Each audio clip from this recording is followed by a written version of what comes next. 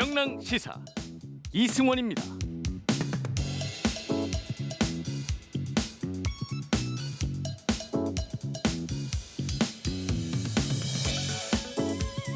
정부가 친일 행위자 4명의 후손이 소유한 땅 11필지를 국고로 환수하기 위한 절차에 들어갔습니다.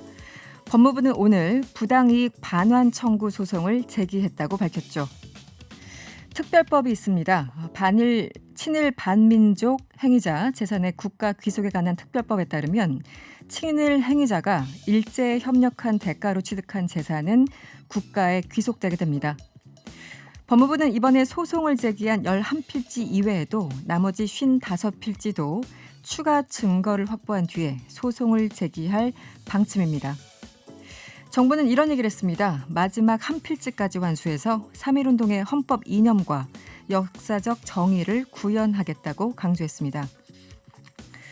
독립운동을 하면 3대가 망한다라는 비극이 아니라 나라를 팔면 3대가 망한다는 상식을 후손들에게 끝까지 보여줬으면 합니다. 오늘은 3.1절입니다. 안녕하세요. 이승원입니다. 명랑한 청취자와 함께하는 이승원의 명랑시사 지금 바로 시작합니다.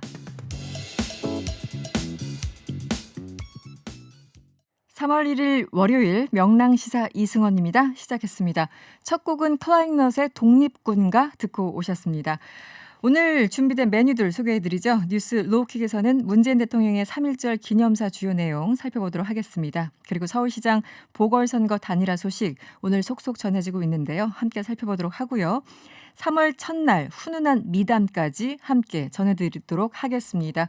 3부에서는 국민의힘 조혜진 의원 인터뷰 그리고 이어서 고란 기자와 함께하는 경제가 문제 준비되어 있고요. 또 구해줘 지구에서는 해양 보호에 대한 이야기도 함께 들어보도록 하겠습니다. 잠시 전화 한 말씀 듣고 돌아오겠습니다.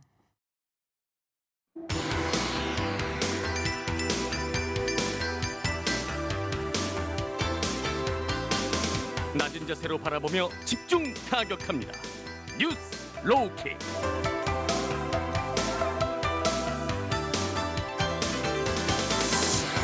낮은 자세로 오늘의 이슈를 집중 타격하는 뉴스 로우킥 시간입니다. 월요일 함께 하시는 두 분 소개해드리죠. 한겨레 김한 기자 그리고 오창석 평론가와 함께합니다. 어서 오세요. 네, 안녕하세요. 안녕하세요. 네, 지금 TBS 유튜브 채널에서요. 보이는 라디오로 함께 하실 수 있습니다. 저희들 지금 생방으로 진행되고 있으니까요. 보이는 라디오로 들어와 주시고요. 여러분의 의견도 기다리고 있습니다. 무료로 이용할 수 있는 TBS 앱을 활용하셔도 좋고요. 짧은 문자 50원, 긴 문자 100원이 드는 샵 0951번으로 의견 많이 보내주세요. 오늘 비가 내렸고 어떻게 좀 쉬셨습니까 오전에는? 네, 저 오늘 쉬는 날이어서 쉬는 날. 출근 안 했습니다. 집에서 오신 거군요. 네네. 어째서 평론가는? 저는 이제 다른 방송사 다녀왔습니다.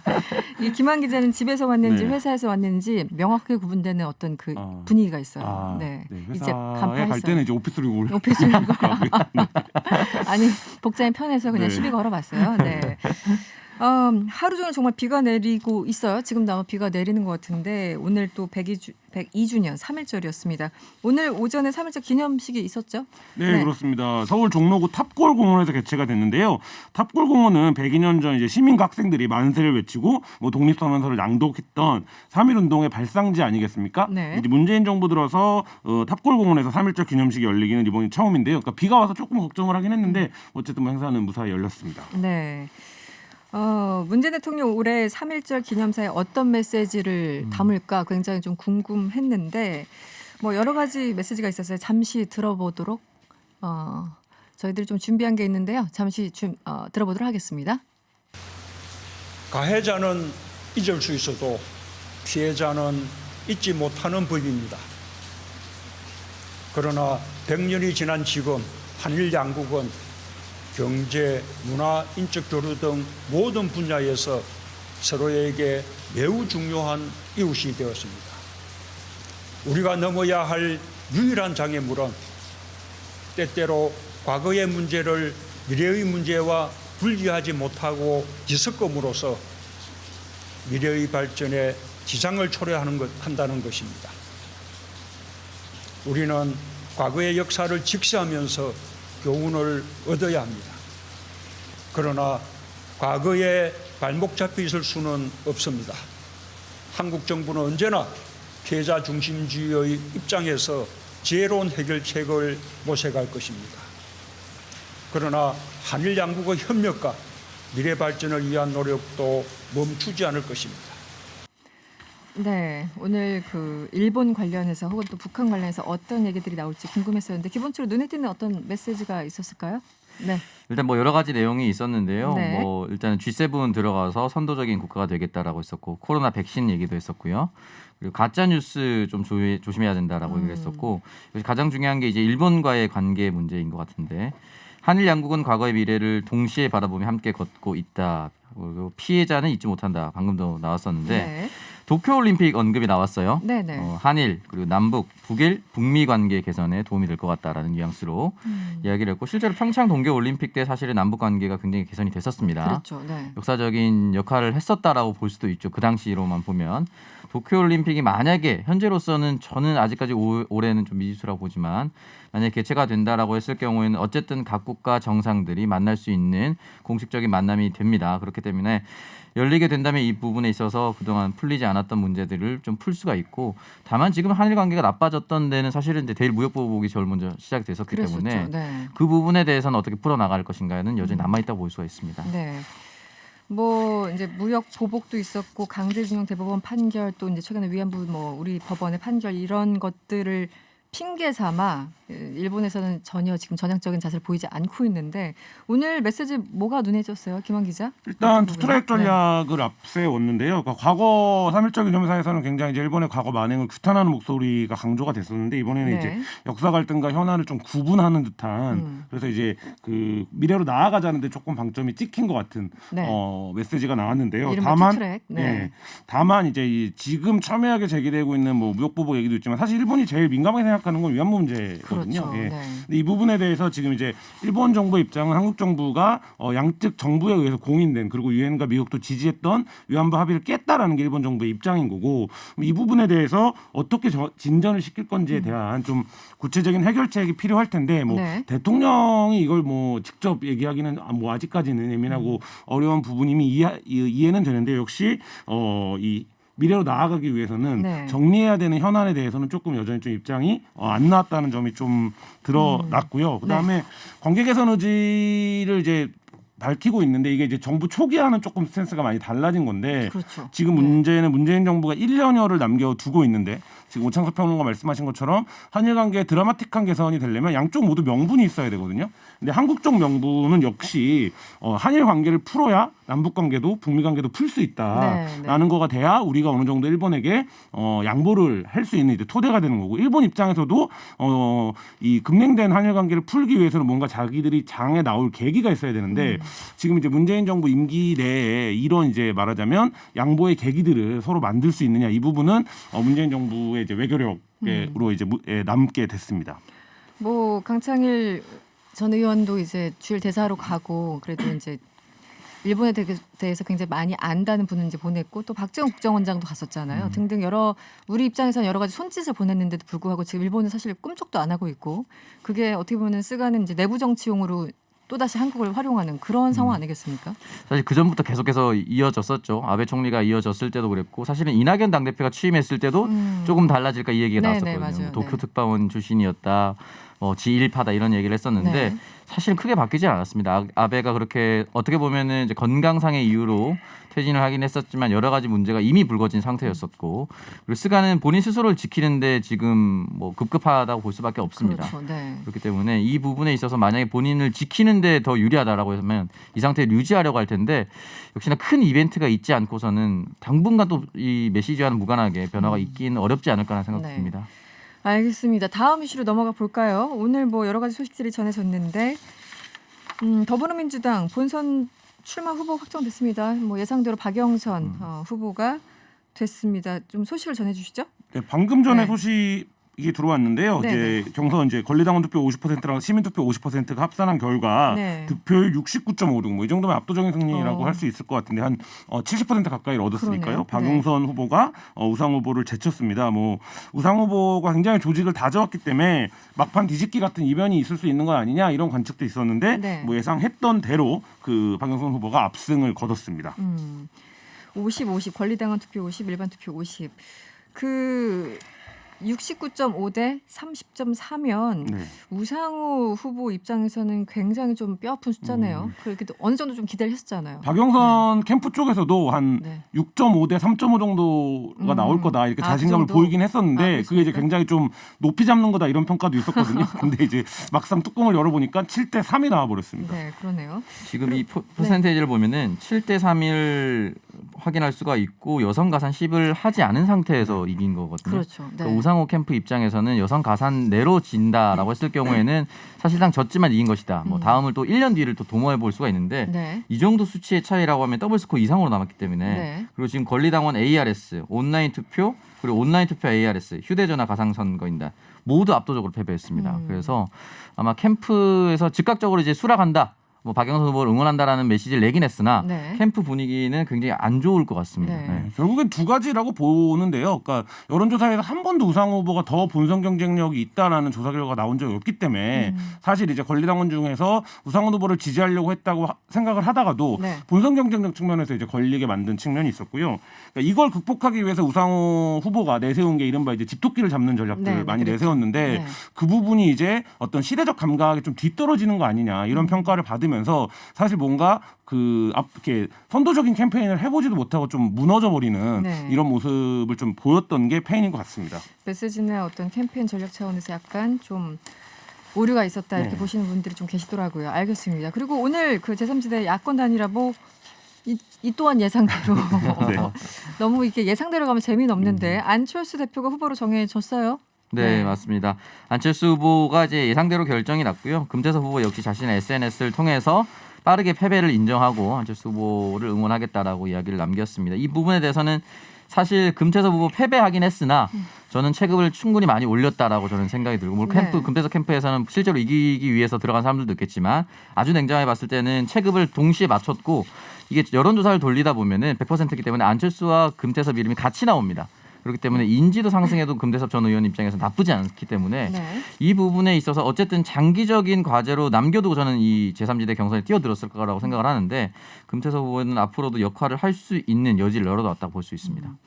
그 뭐 정치권에서 그런 얘기 많이 했죠. 뭘 해도 안철수 후보는 잃을 것밖에 없고 금태섭 후보는 이길 것밖에 없다. 이렇게 얻을 것밖에 없다. 이렇게 얘기를 했었는데 어떻게 보면은 금태섭 전 의원 측에서는 그쪽에서 봤을 땐 영리한 전략이었던 것 같습니다. 안철수 후보 뭐 예상대로 일단 단일화 1차적인 단일화 성공을 했고요. 그런데 이게 뭐 첫 관문이라고 얘기하기는 네. 좀 그랬고 진짜 관문이 남았잖아요. 앞으로 어떻게 그 일정이 진행이 됩니까? 일단 국민의힘 후보가 결정이 돼야 되고 3월 4일이죠. 3월 3월 4일 예, 국민의힘 후보 결정이 돼야 되고 국민의힘 내부에서는 뭐 15일에서 한 20일 사이에는 단일화가 끝나야 된다라고 얘기를 하고 있는데 네. 그러면 이제 물리적으로 역산을 해보면 단일화 협상을 할 수 있는 시간이 대략 한 열흘 정도. 그렇죠. 이 네. 이건 협상 포함, 그러니까 토론 포함 한 열흘 정도의 시간밖에 없다라는 거예요. 그러니까 네. 이 안에 단일화를 해야 되고 이게 지금 이제 여러 후보들이 난립하다가 마치 이제 삼국지의 위초고처럼 결국엔 3명의 후보가 남게 될 텐데 그러면 네. 이제 삼국지의 백미는 결국 적벽대전을 누가 이기냐인데 맞아요, 안 후보 맞아요. 네. 입장에서는 지금 뭐 국민의힘이 어쨌든 뭐 제1야당이고 굉장한 조직력과 이런 거를 갖고 있기 때문에 이 네. 부분을 이기려면 우리가 삼국지에서 보듯이 바람이 좀 불어줘야 되는데 결국 이제 그 바람을 일으킬 수 있느냐 안 후보가 열흘 동안 뭐 이게 이제 관건이 될 것 같고요. 김종인 비대위원장은 계속 좀 단일화를 하더라도 무조건 우리 후보가 된다 이런 뉘앙스로 얘기를 하고 있는데 네네. 실제 이제 그 부분을 안 후보가 어떻게 넘어설 수 있느냐 이게 이제 관건인데 정말 이번 단일화는 잘 모르겠습니다. 어떻게 어떻게 전개가 될지. 될지. 일단 단일화는 이번에는 되지 않을까. 뭐 물론 이제 안철수 후보 측의 어떤 그 과거사를 이제 얘기를 하시면서 단일화가 안 될 수도 있어 마지막에 정말 이렇게까지 이제 그 극단적인 예단도 하지만 그래도 이번에는 뭔가 좀 뜻을 모으는 것 같아요. 이번에 단일화하지 않으면 또 여권이 이긴다라는 어떤 그들 입장에서 절박함. 그러니까 이 앞으로 단일화 과정에서 결국은 이 문구를 어떻게 해서 경선을 하느냐 한마디로 여론조사를 하느냐 이런 걸로 굉장히 민감하잖아요. 어떻게 보이십니까? 이 안철수 후보 입장과 국민의힘 입장은 굉장히 다를 텐데 이 뭐 순서부터 이름 배치부터 당 이름을 넣을 것인가 뺄 것인가 뭐 등등 이 모든 게 다 싸움거리잖아요, 솔직히. 네. 네, 이거 하나하나로 이제 이 여론조사를 두고 항목을 두고 이제 싸움이 있는 거는 네. 모든 선거에서 그랬습니다. 그렇기 그렇죠, 때문에 문항에서. 정당명을 내세우고 싶어하는 국민의힘 측과 인물 이름을 내세우고 싶어하는 국민의당 안철수 후보 측의 이제 싸움이 그렇죠, 팽팽하게 당장. 이제 이어질 가능성이 높은데 네. 저는 만약에 인물 정당을 다 넣는다 하더라도 지금은 대중적 인지도는 사실 안철수 후보를 이기기는 좀 어렵지 않을까 국민의힘 후보가. 네. 그렇다면 그 전까지 국민의힘 후보가 결정이 나고 이 후보가 훨씬 더 경쟁력이 있다라는 것을 국민의힘 측에서 어떻게 여론전을 펼칠 것인가 이걸 좀 더 주목해서 볼 필요가 있다고 생각합니다. 그리고 또 이런 얘기도 있지 않습니까? 이 뭐 문항 이제 뭐 자꾸 조정하다가 네. 싸우는 경우, 파토나는 경우도 굉장히 많고. 네. 또 하나는 기호 만약에 안철수 후보가 된다면 기호 4번을 달고 나가게 그렇죠. 되는데 이걸 내버려둘 수 있느냐. 그러니까 김종인 방법에 비대위원장 있어서도. 입장에서는 그렇게 되면 본인이 비대위를 이끌면서 하는 마지막 선거에서 후보를 못 내는, 그러니까 번호조차 못 내보는 네. 꼴이 되기 때문에 사실 이제 김종인 비대위원장이 지금까지 최근 몇 년 동안 정치를 해온 이력을 보면 이걸 받아들일 수 있는가, 이 부분에서는 그래서 뭐 일각에서는 어저께죠? 그 뭐 선거 전에 내가 사라질 수도 있다 이런 얘기를 네네. 한 게 이번이 출마하지 않는 선거는 없다라고 아예 선을 그은 게 아닌가, 자기 비대위 체제에서는 뭐 이런 해석도 나오고 있는데 네. 사실 그래서 이제 유승민 의원 같은 경우도 만약에 국민의힘 후보를 이겼다라고 해도 입당을 하는 거를 전제로 네네. 약간 합당을 하는 거를 약속을 해줘라라고 얘기를 하고 있는데 그것도 지금 한 열흘 안에 조율하기가 쉬운 문제는 아니거든요. 왜냐하면 안철수 후보가 이제 그냥 소속원이 아니라 대표잖아요. 그러니까 이제 본인이 입당하는 것도 쉽지 않고 합당 결정을 하는 것도 쉽지 않기 때문에 사실 이제 여러 난제들이 지금 남겨져 있는, 그러니까 네. 과연 이 난제들이 모두 조율 가능한 것인가? 곳곳에 지뢰밭이. 이거 그러니까 지금 뭐 문항 그 설문조사를 누구를 대상으로 할 것이냐, 그다음에 어떤 방식으로 이제 말하자면 조사를 짤 것이냐부터 포함해갖고 후에 그러면 어떤 방식으로 단독 출마를 하게 되는 거냐, 이런 것까지 굉장히 과제가 많은 단일화를 앞두고 있습니다. 지금 뭐 동아일보 이게 단독 달고 나온 기사를 이제 보면은 김종인 위원장이 뭐 비공식적인 자리에서 너무 고집하지 말고 안철수 후보 쪽에 좀 원하는 룰로 좀 포용적으로 가라 뭐 이렇게 얘기를 했다는 설도 있고 이제 보도 내용입니다. 또 하나는 지금 말씀하신 부분, 일부 초선 의원들이 만약에 안철수 대표로 단일화될 경우에는 입당 및 합당을 요구하는 어떤 그런 어떤 계획을 짜고 있다. 여러 가지 플랜 B를 짜고 있는 것 같아요. 분위기가. 네. 네, 일단 한두 가지 시나리오로 가진 않을 것 같고요. 이 서울시장 선거는 단순히 한 지자체를 넘어서 다음 내년에 있을 이제 대선까지 직접적인 영향을 미치게 그렇죠. 됩니다. 네. 그렇기 때문에 이번 선거에 있어서 만약에 서울시장이 1년 안에 뭔가를 해내긴 좀 어렵습니다만 어떤 전 시장이 잘못했다는 걸 충분히 끄집어낼 수 있는 시간입니다. 이게 분위기 자체를 완전히 바꿔버릴 수가 있기 때문에 네. 만약에 당대당 통합을 원한다라고 했을 경우에 안철수 당대표는 몸값을 훨씬 더 높여서 우리 지역 비례대표 3명을 모두 뭐 최고위원회에 넣어달라고 네. 하든지 뭐 그 정도의 수준으로 당대당 통합을 하고 본인이 서울시장 됐을 때 서울 지역구에 있는 국민의힘 의원이 사실 많지는 않습니다. 이제 더불어민주당이 싹 쓸었기 때문에 그렇죠. 많지는 네. 않지만 해당 지역위원장들이 지켜보고 있거든요. 네. 그럼 해당 지역위원장들이 시장으로부터 이제 친분을 과시해서 내가 이걸 우리 지역에 유치했다라는 것은 어떤 정당이나 해왔던 플랜카드 이제 정치 여론전입니다. 그렇죠. 네. 그런 것들을 생각해봤을 때 분위기나 최대 개파가 어느 순간 확 한쪽으로 또 몰릴 수가 있습니다. 그런 것들 여러 가지 아마 경계를 하면서 국민의힘은 최소화하면서 이제 가려고 할 텐데 일단 현재로서는 국민의힘이 그렇게 많이 컨벤션 효과가 일어나진 않았습니다. 네.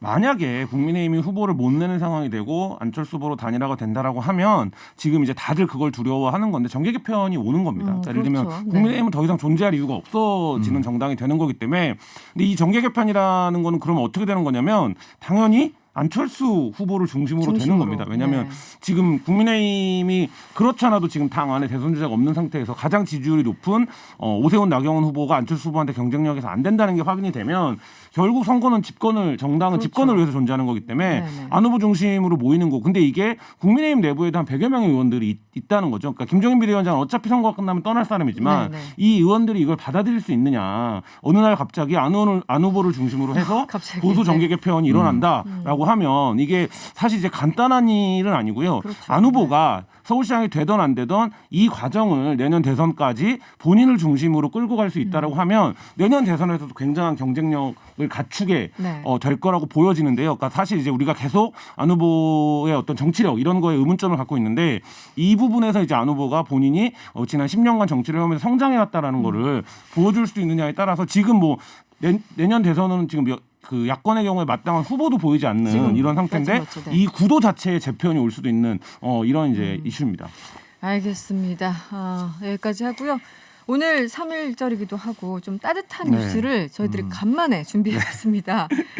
저도 이 뉴스 보고 뭉클했는데 이 치킨 프랜차이즈 업체 점주가 형편이 어려운 형제에게 온정을 베풀어서 화제인데요. 내용을 좀 설명을 해주시죠. 네. 네, 이제 뭐 치킨 프랜차이즈 대표의 인스타그램에 올라왔던 내용입니다. 이제 본사 앞으로 익명의 한 고등학생에 쓴 편지가 도착을 했는데 네. 고등학생 A군은 지난해 코로나19로 일을 하지 못해서 생계 어려움을 겪었고 부모님이 돌아가시 편찮은 할머니가 계셔서 사실상 이 고등학생 A군이 가장 역할을 하고 있었습니다. 근데 동생이 갑자기 치킨을 먹고 싶다고 떼를 썼는데 네. 그래서 돈을 가지고 있는 수중에 있는 돈 5,000원을 가지고 이제 여러 치킨점을 돌아다녔다고 해요. 5,000원치만 달라고 했었는데 네. 다른 치킨집은 이제 안 된다라고 했었고 한 치킨집 사장님이 본인도 장사가 잘 안 돼서 바깥에 바람 쐬러 보고 있는데 그걸 계속 보고 있었나 봐요. 이 친구가 왔다 갔다 하는 그 네. 장면들을. 네. 그래서 치킨 사달라고 떼쓰는 동생의 모습과 5,000원밖에 없다고 하는 형의 모습을 봤나 봐요. 그래서 네. 들어오라고 해서 아마 그 고등학생 형이 봤을 때는 5,000원이 아닌 훨씬 더 비싼 그 집에서 가장 비싼 메뉴의 치킨을 튀겨줬고 그 고등학생 형이 혹시나 이게 네. 나중에 문제가 될 수 있기 때문에 네, 우리 네. 5,000원치만 달라고 했는데 이거 맞느냐고 재차 물었고 맞으니까 하면서 콜라를 하나 더 줬다고 하더라고요. 그렇게 해서 이제 먹었다라고 했고 동생한테는 그 사장님이 언제든 치킨 먹고 싶으면 오라고 했는데 동생이 몇 번 찾아갔었나 봐요. 형 몰래 그 어린 동생이 몇 번 치킨 먹으러 갔다고. 이발도 하더라고요. 했다는 얘기가. 네. 이발도 시켜주고. 네, 그래서 형 입장에서는 좀 미안하기도 하고 좀 두렵기도 하고 네. 했는데 어쨌든 고마움을 표현하기 위해서 대단하네요. 본사로 이제 자필 편지를 쓴 게 이제 공개가 됐었죠. 그러니까 이게 꽤 한참 지난 다음에 네. 뒤늦게 본사에 편지까지 보낸 거잖아요. 너무 고마워서. 네. 그러니까 뒤늦게 또 알려진 거고요. 그리고 이 이후 여기까지도 감동인데 그 이후 벌어진 일들이 또 감동의 연속입니다. 이 사연이 알려지자 네티즌들이 저와 같이 이제 감동한 네티즌들이 이른바 돈줄을 내줘야 된다면서 홍대 치킨 가게 여기가 이제 홍대에 있는 치킨 가게예요. 주문을 마구마구 넣었다고 하는데 돈줄을 좀 설명을 해주시죠. 네, 돈줄은 이제 돈과 혼줄을 합친 신조어인데요. 네, 네. 그러니까 돈으로 혼내준다 이런 뜻이죠. 그러니까 이분이 네. 너무 이제 사람들이 흐뭇하고 이런 이제 뉴스가 코로나 시대에 굉장히 감동적이기 때문에 이 점주를 돕자 이런 이제 차원에서 여기에 이제 막 주문을 한 거죠. 네. 그래서 이분이 이제 급기야 어느 지경까지 갔냐면 너무 주문이 폭주해서 100% 품질을 장담하기가 어렵다. 그래서 잠시 영업을 중단하겠다. 이렇게 이제 밝힐 정도였고요. 네. 뭐 돈줄 내게 주겠다고 하면서 주문하고 배달은 안 해줘도 된다라는 분부터 시작해갖고 이제 가게 앞에 소액의 금액을 놓고 가는 분들까지 굉장히 전국 각지에서 응원 전화, 뭐 DM, 그러니까 그 SNS DM, 뭐 네. 댓글 이런 걸 많이 받았다라고 해요. 그래서 이분은 이제 뭐 특별한 일을 했다고 생각하지 않았는데 어쨌든 누구라도 그렇게 했을 거라고 믿었고 그래서 네. 근데 이런 소중한 마음들 자신에게 보내준 이걸 평생 새겨두고 선한 영향력을 주는 사람이 되겠다. 뭐 이런 이제 입장을 밝히기도 했습니다. 전국 각지에서 이제 주문만 하고 치킨 보내줄 필요 없다 이렇게 네. 돈줄을 냈다고 하죠. 저희 제작팀이요. 사실 이제 홍대 이 박재희 점주에게 인터뷰 요청을 했는데요. 주문이 많아서 치킨 주문이 많으셨나 봐요. 네. 주문이 많아서 전화 인터뷰 힘들다고 하셨다고 합니다. 다음에 저희가 또 연결되면 이 선한 영향력에 대해서 직접 이야기를 나누도록 하겠습니다. 오늘 또 뭉클한 기사가 또 하나 있었어요. 이 온라인 커뮤니티에 올라온 기사인데 글인데 네. 아들에게 온정을 나눈 한 여학생을 찾는다 이런 글이 올라왔습니다. 어떤 내용인지 설명을 좀 해주시죠. 네, 홀로 두 아들을 키운 한 엄마가 올린 글입니다. 이제 네. 엄마가 아들을 데리고 이제 경기도 하남시로 이사 온 지 이제 한 2달 정도 됐다고 하고요. 남편과는 사별하고 어려워진 형편의 이제 작은 아들이 친구들에게 따돌림을 받아서 이사를 오게 됐다라고 하는데 네. 이 작은 아들이 편의점에서 컵밥과 참치캔을 샀는데 잔액이 부족했고 물건을 빼도 잔액이 부족했다고 합니다. 근데 한 여학생이 대신 계산을 해주겠다라고 하면서 아들이 고른 컵밥 그리고 캔, 참치캔 그리고 추가로 즉석 카레와 짜장, 과자 등을 더 집어와서 네. 선뜻 결제했고 이 금액만 5만 원이 넘었다라고 합니다. 네. 또 여기서 그치지 않고 이 여학생. 학생은 아들에게 매주 토요일 1시 편의점 앞에서 만나자라고 하면서 먹고 싶은 걸 적어오면 사주겠다 또 이런 얘기를 했다고 합니다. 그래서 그 여학생은 찾았습니까? 어떻게 됐죠? 네, 이제 뭐 인터넷 댓글로서 이제 커뮤니티에 올라왔기 때문에 네. 댓글 남겼는데 혹시 어머님이나 아이가 제가 하는 행동이 동정심으로 느껴져서 상처가 될까봐 걱정을 많이 했다라고 네. 오히려 이제 이 부분에 대해서 이제 네, 세심하게 세심하게 얘기를 남겼고요. 너무 예쁜 아이고 제가 제 마음대로 아이가 쉽게 해먹을 수 있는 것과 과자 등을 고른 건데 감사하다고 해주니까 제가 더 감사하다라고 이야기를 남겼고 하남에서는 어머님과 아들이 상처를 받는 일이 없었으면 좋겠다 이런 네. 얘기까지 남겼습니다. 알겠습니다. 코로나 때문에 사실 다 힘든데 네. 사실 누군가가 누군가를 도울 때 보면은 같이 어려운 분들이 도와주시더라고요. 그렇죠. 네. 네. 굉장히 여유 있는 분도 물론 도와주시지만 네. 어려움을 겪어본 분들이 음. 그러니까 그런 장면들이 참 뭉클하다는 생각을 다시 한번 이 기사를 보면서 해봤습니다. 네, 오늘 뉴스로키는 여기서 마무리해야 되겠네요. 지금까지 김한 기자 그리고 오창석 평론가였습니다. 오늘 고맙습니다. 네, 감사합니다. 감사합니다.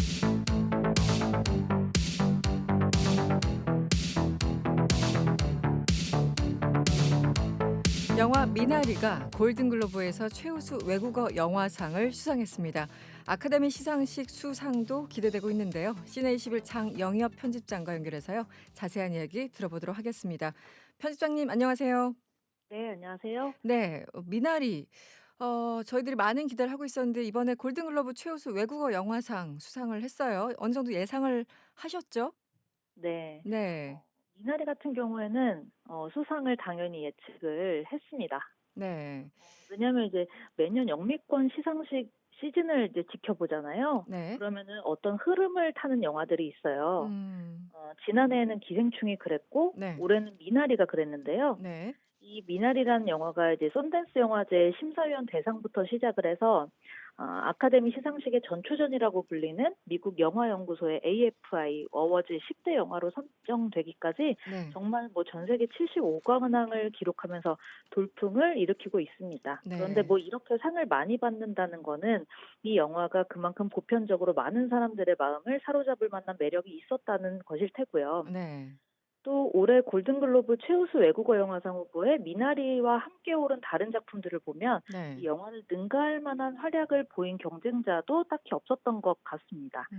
그런데 작품상이 아니라 이번에 외국어 영화상 후보에 올랐을 때부터 사실 좀 인종차별 논란이 있었지 않습니까? 어떤 점 때문에 이런 논란이 생기게 된 건가요?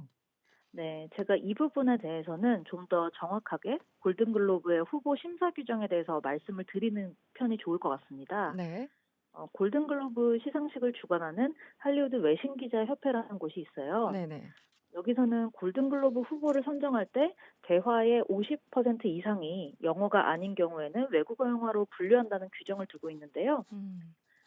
이 규정이 이제 미나리뿐만 아니라 지난해 기생충도 그랬고 네. 얼마 전에 국내 개봉했던 이 중국계 미국 감독의 영화죠. 페어웰이라는 영화가 있는데 네. 이렇게 여러 영화들이 이 기준에 따라서 외국어 영화상으로 분류돼서 논란이 된 적이 있었고요. 네. 그러니까 정확하게 말하면 이 이제 인종차별이 미나리라는 영화에만 적용된 것은 아니고 대사의 절반을 영어로 말하지 않으면 외국어 영화로 분류하는 이 골든글로브의 심사 기준 자체가 인종차별에 해당될 수가 있다고 볼 수 있겠고요. 네.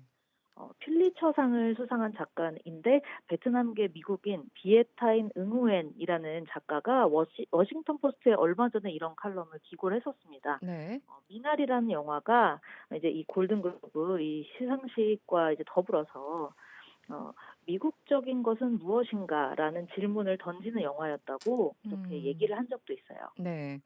사실은 뭐 아카데미도 그렇고 골든글로브도 그렇고 이 인종차별 논란은 굉장히 오래됐던 그런 어떻게 보면 해묵은 일이기도 한데 이번에 또 여우조연상 26관왕을 수상한 윤여정 씨요. 여우조연상 후보에도 아예 넣지 않았죠, 이번에. 네, 네, 이 부분도 좀 그렇습니다. 이해하기가 힘든데요. 네, 그래서 이 윤여정 배우가 연기상 후보로 지명되지 않았다는 점이 네. 이번 골든글로브의 가장 나쁜 선택이다. 이렇게 아. 영미권 매체에서도 여러 매체에서 이렇게 평가를 하고 있고요. 음. 일례로 이제 미국 매체 뉴욕타임즈에서 네. 이렇게 얘기를 했습니다.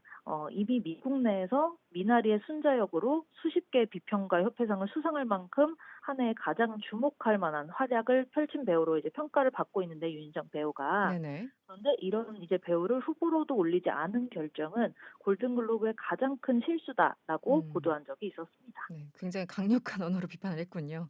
네. 알겠습니다. 그럼에도 불구하고 이 인종차별 논란에도 불구하고 사실은 가장 미국적인 영화다 이런 평가를 듣고 있다고 하던데요. 네. 제 생각에는 이 미나리라는 영화가 아마 그거는 한국의 이민자 가족의 미국 정착기를 다룬 영화이기 때문이 아닐까 이렇게 생각을 해봤습니다. 네네. 미국을 흔히 우리가 이민자의 나라라고 하잖아요. 네. 이 말처럼 미국은 각국의 이민자들이 함께 세운 그런 이민자의 나라이고 또 지금 지금도 또 다양한 인종들이 어우러져서 나라를 만들어가고 있고요. 음. 이렇게 다양한 문화와 인종과 삶의 그 형태들이 곧 미국이라는 나라의 근본을 이루고 있는 만큼 이곳에서 이제 새롭게 삶을 개척하고 일궈나가려고 하는 그게 이제 영화 미나리의 내용이거든요. 네네. 그래서 이런 그 어떤 개척자, 이민자로서의 모습이야말로 진정한 어떤 미국의 그 정신과 모습을 보여주고 있다. 그렇기 때문에 이 영화가 가장 미국적인 영화라는 평가를 듣지 않을까 이렇게 생각을 해봤습니다. 네.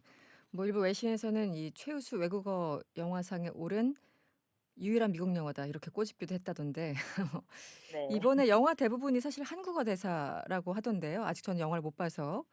네, 근데 이 언어라는 게 사실은 이제 정서, 문화, 뭐 감정 이런 것들을 전달하는 거잖아요. 예. 이걸 좀 전달하는데 관객들이 어려워하지는 않았습니까? 네. 아마 이 질문은 이제 미국 관객들도 한번 저는 궁금해요. 진짜 어떻게 네네. 봤을지 궁금한데, 그러니까요. 네. 일단은 한국 관객인 제가 이 영화를 봤을 때는 우선 다른 미국 영화들보다는 좀 친숙한 느낌이었어요. 왜냐면, 옥자나 버닝에 나왔던 이 한국계 미국 배우 스티븐 연이라든지, 네네. 윤여정, 한예리 배우라든지 음. 한국 관객에게도 익숙한 배우들이 나오고 또 한국어 대사가 많이 나오기 때문에 다른 미국 영화보다는 친숙한 느낌이긴 하지만 저는 네. 한편으로는 이 영화의 모든 배우들이 한국말을 쓰면서 연기를 하는데도 한국 영화를 보고 있다는 느낌이 안 드는 거예요. 근데 묘하네요. 네. 네, 그래서 그만큼 이 작품이 다양한 문화와 가치관이 녹아든 채로 그러니까 일상적으로 생활을 하게 되는 그런 미국인들의 삶을 잘 보여주고 있다는 느낌이 들고요. 또 이제 오늘 정의삭 감독이 골든글로브 수상 소감으로 한 말이 있어요. 네. 미나리가 보여주고자 하는 언어는 영어나 여타의 외국어보다 더 깊은 의미의 언어다.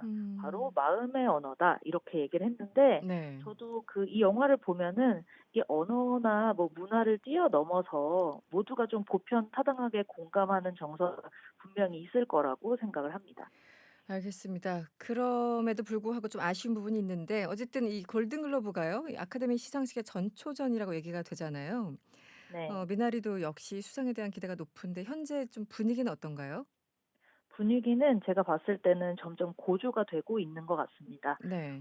왜냐하면 이제 실제로 영미권 시상식의 수상 가능성을 예측하는 사이트들이 있어요. 네. 이 사이트에서 지금 아카데미가 다가올수록 미나리의 수상 가능성이 그 확률이 점점 높아지고 있고요. 어. 그리고 골든글로브 시상식이 아카데미의 전초전이라고는 하지만 늘 결과가 골든글로브랑 아카데미랑 같지 않거든요. 네. 그래서 보면은 아카데미도 보면은 늘 아카데미만의 드라마를 써나가길 원하고 있는 것 같습니다. 그렇기 때문에 네네. 저는 이 골든글로브에서 미나리라는 영화가 홀대를 받았잖아요. 네네. 이 홀대를 받았다는 이 논란이 아카데미 음. 회원들에게 과연 어떤 영향을 미칠지가 저는 굉장히 궁금해집니다. 그렇군요. 오히려 반전이 있을 수도 있다. 오히려. 네, 그렇죠. 아. 또 하나 궁금한 건 이번에 배우들 연기가 굉장히 좋았다고 하는데요. 이 아카데미 뭐 주연상이나 조연상 후보 지명은 어떻게 예상을 하십니까? 네, 저는 좀 냉정하고 네. 보수적으로 평가를 해보겠습니다. 네네. 이 미나리의 경우에는 어떤 한 인물의 열연이 돋보이는 작품이 아니라 음. 가족으로 나오는 배우들 사이의 호흡과 앙상블이 굉장히 아름답게 묘사된 작품이에요. 네. 그래서 저는 만약에 앙상블상이 있다면 정말 너무나 유력한 후보다 아. 이렇게 예측을 하는데 네. 아무래도 시상식 시즌에서는 이제 뭐 나무주연상이라든지 여우주연상이라든지 등등은 아무래도 그 작품에서 가장 너무나 돋보이게 열연을 펼쳤던 배우에게 돌아가는 경우가 많거든요. 그렇죠. 네. 그래서 저는 그냥 좀 보수적으로 평가를 하면 네. 골든글로브와는 다른 그런 드라마틱한 후보 지명이 아카데미에서 가능할 거라고 생각하지는 않는데요. 네. 다만 지금까지 영미권 시상식 시즌에서 굉장히 좋은 기세를 보여주고 있는 윤여정 음. 배우의 경우에는 후보 지명을 넘어서 네. 수상까지 노려볼 수 있지 않을까. 어. 왜냐하면 이것이 굉장히 어떤 아카데미에는 어떤 하나의 드라마가 될 수 있는 부분이거든요. 네. 그래서 저는 이제 그렇게 예측을 한번 해봅니다. 알겠습니다. 이제 곧 아카데미 수상식 있으니까요. 다시 한번 우리들이 연결할 일이 생길 것 같습니다. 네. 오늘 말씀 고맙습니다. 네, 고맙습니다. 지금까지 시내 21 장영엽 편집장이었습니다. 이어서 3.1운동 102주년을 맞아서 특별한 미니 인터뷰를 준비해봤습니다. 현재 국립중앙박물관에서 현존하는 가장 오래된 태극기라고 하죠. 데니 태극기. 네, 이 데니 태극기를 직접 검수하셨다는 동네기념관 한국독립운동사연구소 김도영 연구원과 이야기 나눠보도록 하겠습니다. 안녕하세요. 네, 안녕하세요. 네, 이 데니 태극기 처음 듣는 분도 계실 것 같은데요. 이게 어떤 건가요? 네, 벤이란 분은 네. 1896년부터 1890년 5월까지 조선 정부의 그 외교고문으로 와 있던 분입니다. 네. 그런데 이분이 조선 말기 외교고문으로 와 있던 벤이란 분이 가지고 있었던 태극기라 그래서 이제 통칭해서 이제 데니 태극기라고 부르는데 네. 정확하게는 데니가 소장했던 태극기라고 해야 맞을 것 같습니다. 그러네요. 네. 우리나라 태극기는 박영효가 처음 제작했다고 들었었는데 이 데니 소장 태극기와 다른 점은 어떤 건가요? 그좀 데니 태극기는 이제 현존하는 실물 태극기로는 가장 오래된 것이지만 최초의 태극기는 네. 아닙니다. 박영효 선생이 그걸 제작할 때 태극기는 1882년에 네. 박영효가 일본으로 갈 때 배 안에서 보관했고 그것을 이제 그 태극기를 이제 일본 고베에 도착해서 숙소에 처음으로 걸었습니다. 그리고 그 국기를 만들어 가지고는 이제 대중소 3개를 만들어서 이제 국왕에게 보고를 했습니다. 네. 그러면 지금 어쨌든 현존하는 그 데니 태극기가 가장 오래된 태극기라고 하셨는데 언제 만들어진 건가요? 이 정확하게 제작 연대는 알 수가 없습니다. 그렇군요. 네. 다만 이제 추정하기를 이제 데니가 1890년 미국으로 돌아갔기 때문에 그 이전에 만든 것이 분명하고 그래서 그 현존하는 실문 태극기로서는 가장 오래된 것이라고 할 수가 있겠습니다. 네. 이 데니 태극기가 현재 저희들이 일상적으로 보는 그 태극기와 그 가장 큰 차이점이 있다면 어떤 게 있을까요? 데니 태극기는 현존하는 오래된 태극기 가운데서도 가장 크기가 큰 태극기입니다. 그리고 네. 태극기가 처음 국기로 제정될 당시 원형을 그대로 가지고 있다는 점에서 국기 연구에 가장 중요한 자료라고 할 수가 있습니다. 그렇군요. 저도 사진을 봤습니다만 지금 저희가 일상적으로 보는 것과는 약간 좀 색감이나 이런 게 좀 다르다는 느낌을 네네. 받았습니다. 구한 말에 만들어진 초기 태극기 뭐 여러 가지 이제 형태나 크기가 있을 것 같은데요. 지금 얼마나 남았는지 파악이 되고 있습니까? 그거는 좀 정확하게는 알 수가 없고요. 어느 정도 남았는지는. 네네. 그런데 이제 그 조선 말기나 대한제국기에 제작된 태극기가 좀 이제 제작 연대가 확인되고 또 역사적으로 의미가 있는 것은 이제 우리 정부에서 등록문화재로 하고 있습니다. 네, 알겠습니다. 사실 선생님께서 이 데니 태극기를 직접 검수하셨다고 들었는데요. 소감이 어떠셨는지 그것도 굉장히 궁금합니다. 네. 제가 데니 태극기를 처음 본 거는 지금부터 10년 전인 2011년경인데요. 당시 그 국립중앙박물관에서 태극기 특별전을 하는데 데니 태극기의 역사성을 한번 확인해달라고 저한테 부탁을 해서 처음 봤습니다. 네. 실물을 저도 처음 봤는데 네네. 제가 생각했던 것보다는 크기가 무척 컸습니다. 그렇군요. 네. 정말 태극기가 워낙 커서 이것은 분명히 국가의 큰 행사에 사용된 태극기라는 것을 금방 느끼고 있었습니다. 네. 그런데 이 태극기가 어떻게 해서 데니가 가지고 미국을 갔는지 그 상세한 역사적 내용은 알려진 바가 없습니다. 알겠습니다. 네, 저희들이 시간이 다 돼서 오늘 인터뷰는 여기서 마무리해야 되겠습니다. 오늘 말씀 고맙습니다. 네, 감사합니다. 네, 지금까지 김도영 책임연구원이었습니다.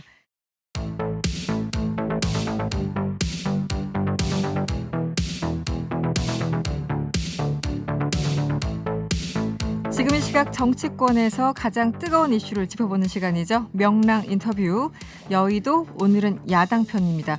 국민의힘 조혜진 의원과 만나볼 텐데요. 오늘은 직접 스튜디오에 나와 주셨습니다. 의원님 어서 오세요. 예, 반갑습니다. 네. 아니, 저도 마스크 벗어나야 되나요? 마스크를 보통 이제 쓰고 하시더라고요. 예, 네네. 알겠습니다. 매번 전화로 뵙다가 직접 오랜만에 뵙습니다. 예, 네. 반갑습니다. 반갑습니다. 오늘 뭐 백이주년 3일절이었어요. 비가 예. 추적추적 오는 3일절이었는데 예, 뭐 문재인 대통령 다양한 얘기를 했습니다. 오늘 기념사에서 예, 이런 얘기를 했어요. 과거에 발목 잡힐 수는 없다면서 언제든 일본과 대화할 준비가 돼 있다. 뭐 이렇게 언급을 했고 한일 관계 개선에 대해서 여러 가지 제안을 했습니다. 전반적으로 오늘 기념사 어떻게 보셨어요? 한일 관계 부분에 있어서는 대통령의 고민이 많이 묻어나는 것 같았습니다. 네네. 물론 이제 이번 그 3.1절 기념사 이전에 몇 달 전부터 그런 그 분위기가 있었는데 네. 그동안에 그 취임 초기에 박근혜 정부 때 했던 한일 간 위안부 합의를 이제 파기하고 뭐 죽창가 이야기도 나오고 이러면서 이제 좀 네. 또 총선을 이번 총선은 한일전이다. 뭐 네. 이런 그 말이 나오는 등등 해서 이렇게 반일 캠페인 위주로 갔었는데 이제 임기 1년 남겨놓고 그 부분에 대해서 부담을 느끼고 이거를 한일 관계를 정상화 시켜놓고 임기를 마쳐야 되겠다는 생각을 하신 거 아닌가 싶어요. 네. 근데 그 대통령 말씀을 들어보면은 한일 관계 정상화를 넘어서 가지고 이 한일 관계 특히 이제 도쿄 올림픽을 네네. 계기로. 활용해 가지고 지금 교착 상태에 있는 남북 관계 돌파구를 마련하려는 그런 보관까지도 지금 추진하고 있는 굉장히 적극적인 그 입장인 거죠. 오늘 기념사에서 그걸 다시 한번 이제 강조했던 것 같고. 네.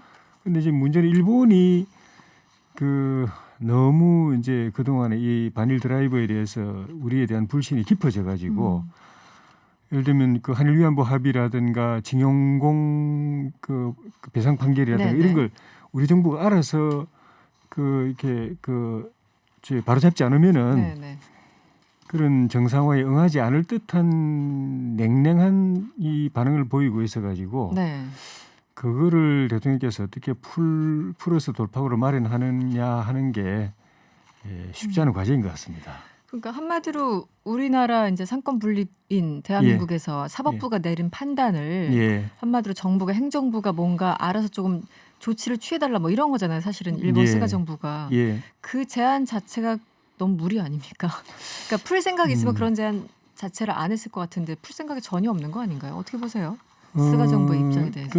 저 대통령께서 오늘 말씀 중에도 한일 관계라는 게 굉장히 이 중요한 관계다. 네네. 서로 같이 협력하고 같이 잘 공동 발전해야 되는 중요한 관계다라고 이야기한 것처럼 일본에게 있어도 우리나라는 굉장히 중요한 파트너거든요. 무시할 수 없는 파트너고 네, 패스할 수 없는 이웃나라니까요. 파트너이기 네네. 때문에 어떻게든 관계를 다시 장기적으로는 회복해야 된다는 생각을 하는데 하여튼 이 두 문제 요 한 3, 4년 동안에 많이 이게 불신이 오래 깊어진 그 표현 중에 하나가 그런 게 아닌가 싶어요. 네. 그러니까 뭐 정상적이었다면 그런 말도 안 나왔겠죠. 그렇죠. 네. 예.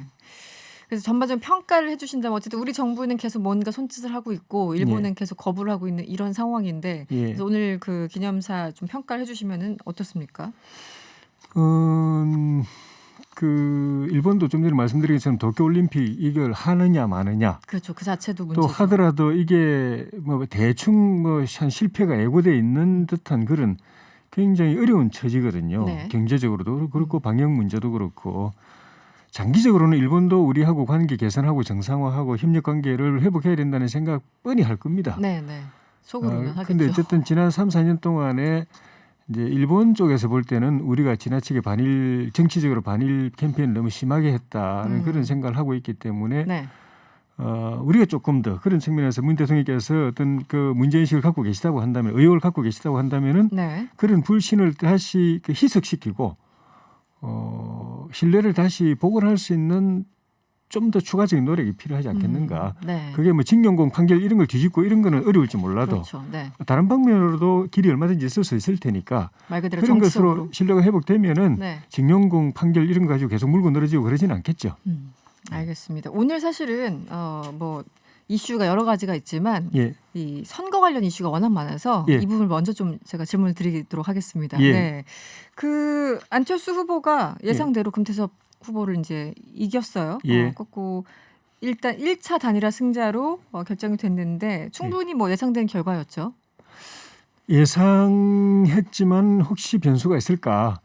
변수까지. 그런 생각들을 한 분이 꽤 있을 겁니다. 그렇습니까? 왜냐하면 금태섭 후보도 나름대로 특장점이 있는 그 분이고 네. 안철수 후보하고는 또 다른 측면에서 비교 우위가 있는 그런 그 그렇죠. 컨텐츠가 있는 분이기 때문에 네. 그리고 그 싸움을 지켜보는 사람들은 변수를 기대하지 않습니까? 항상 그렇죠. 그냥 뭐 뻔한 결과 같으면 재미가 없으니까. 네. 근데 결과가 나온 걸 보면은 그 금태섭 후보가 그런 이 판을 뒤집는 내공이랄까 그런 파괴력은 보여주지 못했다. 인지도나 뭐 호감도 예. 등등 여러 측면에서 봤을 그러니까 때. 안철수 후보 기본적으로 지명도 인지도가 대단한 분인데 네네. 거기에다가 이 TV 토론을 지켜본 분들은 뭐 이렇게 월등하게 좋아진 건 아니지만은 옛날에 안철수보다는 조금 그래도 나아진 것 같다는 평을 하는 분들이 많은 걸 보면은 토론 실력 말씀하시는 예. 거죠. 네. 기존의 인지도 지명도에다가 또 업그레이드된 안철수를 이 상대로 해서 판을 뒤집으려면은 네네. 뭔가 좀 비장의 카드를 던졌어야 되는데 네. 그게 좀 미흡한 게 이런 결과로 나오지 않았나 싶어요. 그 네. 여론조사 결과는 공표가 안 됐기 때문에 그렇죠, 격차가 지금. 박빙인지 뭐 이렇게 차이가 많이 나는지 그건 알 수가 없지만은 어쨌든 이 판을 흔드는 데는 실패했다. 구도를 흔드는 데는 실패했다. 네, 그런 것 같습니다. 어쨌든 뭐 안철수 후보야 워낙 그 인지도가 높은 분이기 때문에 예. 이제 금태섭 후보 입장에서는 사실은 뭐 별로 잃을 거 없는 싸움이었던 것 같기도 하고요. 예. 네, 전반적으로 봤을 때. 예. 알겠습니다. 그리고 지금 국민의힘 얘기를 하면 나경원 예비 후보가 우세하죠. 물론 이제 나경원, 오세훈 두 후보가 앞서가고 있지만 그럼에도 예. 불구하고 나경원 후보가 조금 더 우세한 상황 아닌가요? 지금 상황 보면. 그건 뭐 말하기가 저는 이제 힘듭니까? 그 발을 깊이 담그고 있지 않아 가지고 판세를 정확하게 알지 못한 입장이기도 하고 네. 알더라도 우리 당의 방침이 지침이 네. 현역 의원들은 특정 후보에게 기울지 말라. 네. 유불리에 이렇게 영향을 주는 은행을 하지 말라. 이렇게 돼 있어가지고. 지침이 가이드라인이. 예. 네. 하여튼 뭐 당원 50% 여론하고 또 일반 시민 여론도 네. 50%하고 이렇게 되니까 당 내에서 누가 우위에 있는가. 또 일반 시민 여론에서 누가 우위에 있는가. 네. 어느 한쪽은 약간 박빙인 것 같기도 하고 네. 어느 한쪽은 잘 모르겠고. 지난 네. 그 1차적으로 보면 이제 권리당원 쪽에서는 좀 나경원 후보가 당내에서 조금 세고 일반 네. 여론에서는 오세훈 후보가 조금 더 세고 약간 그런 추세가 보이는 것 같아요. 기본적으로. 언론 보도에는 대체로 분석을 그렇게 해놓은 것 같습니다. 그렇군요. 의원님도 뭐 크게 다르지는 않으시죠? 내적 평가가. 언론 보도가 저보다 더 정확하겠죠. 알겠습니다. 결국은 이제 관건은 나경원 후보가 됐던 오세훈 후보가 됐든 간에 안철수 이제 대표와 단일화를 해야 되는 거지 않습니까? 예. 그런데 아시겠지만 이 단일화라는 게 정말 어려운 싸움이고 예. 중간에 깨지는 경우도 너무 많이 봤고요. 예. 이번에는 그럼에도 불구하고 단일화 될 것이다. 일단 거기까지는 기대를 하시는 거죠. 예. 네, 이번에는 깨지진 않을 것이다. 무슨 수를 써서라도. 예. 무엇보다도 안철수 대표 그리고 우리 당이 이 단일화를 성사시키지 못하면은 이제 이 야당이 승리하기 어려운 문제도 있지만은 그 개인 또 당도 네.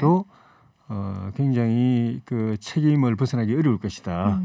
정치적으로 굉장히 이 미래가 없는 그런 그 네. 상황에 빠질 수 있을 거다라는 인식은 다 하고 있기 때문에 네. 과거 어느 때보다도 이 단일화에 절실하게 매달릴 것 같아요. 물론 이제 자기가 되기 위해서 기싸움 또 수싸움 그렇겠죠. 또 신경전 네. 뭐 할 때까지 하겠지만은 네네. 판 자체를 깨는 분은 쉽게 나오기 어려울 겁니다. 네. 어떻게든 뭐 단일화까지 가지 싶어요. 기본적으로 이제 그 일반 여론조사를 통해서 사실은 단일화를 할 수밖에 없을 텐데 예. 이 여론조사 이 문구 문항 뭐 단어 하나 가지고 굉장히 예민하지 않습니까? 예. 네, 누굴 먼저 그 호칭하느냐부터 예. 누구 이름이 먼저 들어가느냐, 예. 뭐 당 이름을 넣을 것인가 뺄 것인가부터 예. 또 경쟁력을 조사할 것인가 양측 간에 예. 혹은 이제 오늘은 이제 박영선 후보로 결정이 됐으니까 예를 들어 예. 민주당 후보와 결었을 때 누가 더 이길 것인가 이게 예. 이 구도 자체가 다른 거잖아요. 질문의 예. 구도가 예. 이 모든 게 난관일 텐데 예. 국민의힘에서 가장 좋아하는 건 어떤 건가요? 이 많은 문구 뭐 중에 이제 그 어떤 분은 가장 선호하는. 경쟁력, 네, 어떤 분은 적합도, 네, 뭐 이렇게 그 이야기가 나오고 있고 옛날에 노무현 후보하고 정몽준 후보가 단일화 경선할 때도 이 문제 때문에 서로 그랬던 밀고 거죠. 당기를 네네. 많이 했는데 제 기억에는 경쟁력, 적합도 둘 표현 다 안 들어가고 이회창 한나라당 이회창 후보를 이길 후보인지 뭔지 하여튼 그렇게 했던 그 양측에서 주장한 표현은 다 빠졌던 것 같아요. 네, 다 네. 제3의 표현이 들어갔던 것 같은데 네네. 저희도 단일화 협상이 이렇게 원만하게 타결이 안 되면 뭐 그런 방식으로 갈 수도 있지 제3의 않을까. 방식. 문구가 사실 뭐 중요하기도 한데 네. 제3의 표현으로 갈 수도 있지 않겠는가 하는 생각이 듭니다.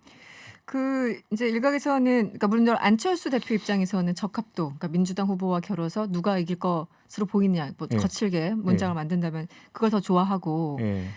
국민의힘 후보 같은 경우는 당연히 지금 안철수와 우리 후보 중에 누가 더 경쟁력이 높은가 이걸 더 선호한다고 하는데 이게 일반적인 평가지만 예. 맞는 평가죠. 지금까지 보면 양쪽 다. 그 또 다르게 보는 분도 다르게 있는 것 보는 분 같더라고요. 계십니까? 국민의힘 입장에서는 적합도라는 표현이 오히려 더 나올 수도 있다. 여론 지지율을 높이는 데 좋지 않느냐. 네. 또 안철수 후보 쪽에서는 뭐 경쟁력, 본선 경쟁력 이야기하는 게 더 뭐 낫지 않나 이렇게 보는 분들도 있는데 네. 그 싸움을 끝까지 가져갈 수는 없을 거고요. 어느 한쪽에서 양보하면 뭐 네. 대승적으로 양보하면 그 하나로 통일하면 되는데 안 되면 다른 방식으로 뭐 가더라도 아마 합의는 무리가 없지 않겠는가 싶습니다. 그래서 의원님 지금 말씀하신 바로 그 부분인데요. 예. 이 국민의힘에서 지금 전략실장을 맡고 계신 분이 김근식 예. 교수잖아요. 예. 다른 형태의 단일화, 회심의 카드를 곧 발표할 것이다. 이렇게 의미심장한 문장을 남겼습니다. 예. 힌트를 좀 주시죠. 혹시 들으신 게 있으십니까? 다른 형태의 예. 단일화, 회심의 카드 이게 뭘까요? 제가 이야기해버리면 회심의 카드가 안 되고 네. 그래서 이제 그 당의 우리 이제 김근식 전략실장 입장도 그렇지만 우리 당의 입장은 이제 3월 4일 날 국민의힘 후보가 정해지고 그다음 18, 19일 등록할 때까지 보름 정도 시간이 남았는데 네. 민주당 후보는 이제 그 더 이상 새로운 뉴스가 안 나온다. 네. 뭐 후보 단일화 한다고 해도 한다고 해도. 중국의 여론 주목도가 높지 않기 때문에 그 보름 기간은 다 우리 야권을 이제 지켜보게 돼 있다. 네. 우리의 여기서 시간이다. 시너지를 최대한 발휘해가지고 경쟁력을 높여서 본선 필승 카드를 만들어내야 된다. 근데 여기서 그런 좀 전에 말씀하신 그런 거 가지고 밀고 당기고 하면서 눈살 찌푸리게 네. 하면은 이건 망하는 길이다. 그렇죠. 피로도도 높아지고. 예, 네. 그래서 그렇게 못하게 자기가 그 어느 후보도 거절할 수 없는 그리고 흥행에도 도움이 되는 네. 그런 단일화 방식을 준비했다. 이 네. 말씀이더라고요. 근데 거부할 수 없는. 그분이 뭐 실없는 이야기 하시는 분이 아니라서 그렇죠. 저는 기대하고 있습니다. 네. 예. 영화에 나오는 대사 같네요. 거부할 수 없는 제안을 한다는. 네. 예. 김종인 위원장 한마디 단어 표현이 사실은 예. 워낙 중심에 계시니까 예. 언론의 주목을 받고 거기에 따라서 해석도 참 분분합니다만 예. 최근 언론 인터뷰에서 내가 재보선 전에 사라질 수도 있다 이렇게 또 툭 말씀을 하셨어요. 예. 그래서 만약에 국민의당 예. 안철수 후보로 단일화가 된다면 그 전에 사퇴할 것이다 이렇게 또 해석을 이제 하더라고요. 언론에서 예. 동의하시나요? 어떻게 해석을 하셨습니까? 이 발언 그 말씀 나오니까 그 해석이 사실 어려운데 어려워요. 어려운데 일차적으로 굳이 우리가 해석을 하자면 하고 말씀하시는 분들이 대부분 다 그런 뜻으로 해석을 하시더라고요. 안철수 후보하고는 상극의 관계를 가져왔고 또 개인적으로도 안 좋죠. 예, 네. 범야권의 후보가 안철수 후보가 되면은 뭐 지방 보궐선거 4월 7일까지는 야권을 안철수 후보가 사실상 끌고 가는 셈이 되는데 그렇죠. 그게 네네. 비대위나 비대위원장이 무슨 역할이 있겠는가 또 두 사람의 관계를 볼 때 네네네. 그래서 안철수 후보가 되면은 사퇴하려고 하는 건 아닌가라는 추측을 대부분 내놓던데 대부분. 본인이 일단 아니라고 확실하게 오늘 또 다시 부인을, 아니라고 예, 네. 부인을 했습니다. 네네. 그런데 그럼 무슨 뜻이냐에 네. 대해서는 또 분명한 말씀을 또 안 하셔가지고 어쨌든 나는 국민의힘 후보가 최종 야권 단일 후보가 될 거라는 확신을 가지고 있다. 또 그런 의미다라고 말씀하셨으니까 일단 그렇게 받아들여야 될 것 같아요. 그 얘기를 많이 자주 반복하더라고요. 국민의힘 후보가 안 될 거라고 생각해 본 적은 없다. 예, 그 얘기는 어떻게 보면 안철수 후보도 가능한 거죠. 만약에 입당을 전제로 한다면 그거 되는 거 아니겠습니까? 예, 그래서 그 계속 그렇게 종용을 해왔죠. 네, 당에 네. 들어와서 처음부터 그랬었죠. 경쟁해라 이렇게 됐는데 그거는 뭐 지금 단계에서는 뭐 쉽지 않은 것 같고요. 그런데 유승민 의원도 어제인가요? MBN 그 인터뷰에서 그랬고 예, 오늘 뭐 동아일보 보도도 그렇고 일부 이제 의원들이 플랜 B를 짜고 있다라고 하는 게 예, 어쨌든 안철수 후보로 됐을 적에는 기호 4번을 달고 나가야 되잖아요. 예. 근데 국민의힘 지지자들 입장에서 좀 기분도 언짢고 예, 기호 2번을 원하지 않겠습니까? 이제 그래서 안철수로 됐을 때 예. 입당 혹은 뭐 합당 어떤 형식이든 그걸 요구할 것이다라는 관측이 나오더라고요. 근데 물리적으로 힘들다고 보십니까? 만약에 그걸 전제로 했을 때. 뭐 불가능하지는 않겠지만은 그 일단 그런 그 고민은 우리 당이나 국민의당이나 공통적인 관심사가 최종 본선에서 이기는 거에 있고 그렇죠. 네네. 그걸 위해서 어느 것이 가장 표목이 좋은가라는 고민 끝에 이제 이런 제안도 나오는 것이거든요. 그렇겠죠. 네. 지금 말씀하신 것처럼 2번보다는 4번이 좀 더 어렵다. 표 결집하는데 특히 이제 국민의힘 지지자들이 표를 다 그쪽으로 네네. 누수 없이 네네. 다 몰아주는 데는 2번이 낫다. 그런 점이기 때문에 그 점에 있어서는 그 안철수 후보나 네. 또 국민의당도 똑같은 고민을 할 거거든요. 그 국민의당이라는 간판이 중요한 게 아니고 네네. 왜냐하면 국민의당 간판으로 나갔는데 져버리면은 안철수라는 존재도 당분간 소멸하는 거고 그렇겠죠. 안철수 빠지면 국민의당도 사실상 뭐 소멸한다고 이제 봐도 네네. 뭐 지나친 게 아니기 정치적으로 때문에 보면, 네. 이기기 위해서 네. 국민의힘 후보 이번 타이틀로 가는 게 맞다고 생각한다면은 고민할 수도 있다고 생각이 들고 왜냐하면 또 장기적으로 내년 대선 때까지는 네. 범야권을 하나로 모아야 된다. 모으는 데는 연대도 있고 연합도 있지만은 제일 좋은 건 하나의 당을 만드는 게 제일 좋은 거다. 네, 네. 나는 그 고민을 지금부터 한다고 생각하면은 그걸 받아들일 수 있다면 지금 이 단계에서 못 받아들일 것도 아니다라는 그런 발상도 저는 열려 있다고 봅니다. 특히 안철수 후보로 단일화를 했을 적에는 굳이 뭐 마다할 이유는 없을 것이다. 오히려 더 예. 조건은 좋아질 것이다. 근데 다만 이제 제가 좀 무리라고 생각했던 건 지금까지 네. 계속적으로 안철수 후보가 그거는 절대 안 되는 것처럼 이야기해 와서 네, 네, 그랬었죠. 그런데 네. 본인 일단 이제 제3지대 단일 후보가 됐고 또 국민의힘 후보가 이제 신출됐을 때 최종 단일 후보가 됐는데 자기가 가능성이 높다. 그리고 단일 후보 됐을 때 본선에는 차라리 이번 기호로 나가는 게 득표율이 높고 네, 네. 또 당선 가능성도 높다. 이 고민은 무시할 수가 없죠. 네. 왜냐하면 지금 박영선 후보도 만만한 후보가 아니기 때문에 본선이 그렇게 호락호락한 게임이 아니거든요. 일단은 다들 박빙으로 예상합니다. 네, 네. 그 경쟁에서 이기기 위해서 몇 표라도 도움이 된다고 한다면 안철수 후보도 열어놓고 고민할 지점이 있을 거라고 봅니다. 알겠습니다. 시간이 많지 않아서 이거 마지막 좀 질문을 드릴게요. 가덕도 신공항 예, 예. 특별법이 통과가 됐는데 의원님께서는 표결에 불참하셨죠? 예. 네. 예. 반대표를 던진 게 아니라 불참을 하신 건가요? 예. 어, 표결을 불참했습니다. 아예 그냥 입장 안 하셨어요? 본회의장에? 예. 이유가 뭔가요? 아니요. 본회의장이 있었는데 본회의장에 있었는데 그 제석 버튼을 눌러야 네네. 찬성도 될 수 있고 반대도 네. 될 수 있고 기권도 될 수 기권도 될 있는데 수 제석 있는데 버튼을 안 누르면 아예 아무것도 기권도 안 누르신 예, 거죠? 아무것도 안 되는 게 제석 버튼 눌러야 기권도 할 수 있습니다. 그러니까 기권도 안 한 그렇군요. 거죠. 네. 왜 그러셨어요? 이유가. 네. 솔직히 말씀드리면 네. 이거 문제가 뭐 저만 문제 있다고 생각하는 게 아니라 네네. 의견이야 뭐 분분하니까요. 네. 정부 부처들도 다 일제히 좀 이제 반대하고 있고 민주당 의원 중에도 반대하는 분이 계시니까 네네네. 그러니까 문제가 있는데 우리 그 부산시장 선거 이기기 위해서 노심초사하시는 우리 의원님들, 부산의 의원님들하고 또 다른 지역의 불경 의원님들을 도와드리지는 못할 망정 찬물을 끼얹어서는 안 된다는 생각으로 그렇게 했는데 가덕도 신공항 자체는 좀 할 수도 있다고 봅니다. 네. 그런데 문제는 우리 이 불경 지역의 주민들이 바라는 옛날에 10년 전에 그 신공항 이슈가 처음 나왔을 때 네. 기대했던 거는 이 동남권의 불경 그 주민들만 이용하는 공항이 아니었거든요. 네. 남북권 충청 이남부터 해가지고 호남 영남까지 해서 한 2천만 정도의 주민들이 이용하는 인천공항에 비길 만한 정도의 네. 제2의 관문공항, 제2의 허브공항을 남부 지역에 만들자. 그걸 가덕도로 하느냐 밀양으로 하느냐 하는 논란이 지난번에 10년 전에 있었던 거거든요. 그런데 그게 취소되고 난 뒤에 지금 선거 앞두고 지금 논의되고 이번에 법이 통과된 거는 불경 동남권 신공항이 되어버렸으니까 그래 되면은 결과적으로는 인천공항에 비길 만한 제2관문, 제2허브공항은 못 되고 지방공항 중에 좀 큰 공항 정도밖에 안 되고 네, 그러면 이 공항은 그 인천공항이 가진 그런 항공 노선을 다 못 가집니다. 규모가 작기 때문에 네. 그러면 부울경 주민 중에서도 이 공항에 못 가는 노선을 타려면은 결국 또 인제공항 가야 이동을 해서. 됩니다. 네. 그래서 처음 저는 이 계획은 남북 이제 동남권 부울경 공항이 돼서는 안 된다. 남북권 공항이 돼야 되고 인천공항하고 비길 만한 공항으로 설계가 돼야 되고 법을 만들어도 그렇게 만들어야 된다고 계속 주장을 해왔는데 취지가 이렇게 어긋나서 되니까 네. 아, 불참할 수밖에 없었다. 거기다 이게 굉장히 선거 앞두기 졸속으로 만들고 있고 이러면은 이게 이거라도 제대로 될까 네. 좀 염려도 되고 그래서 알겠습니다.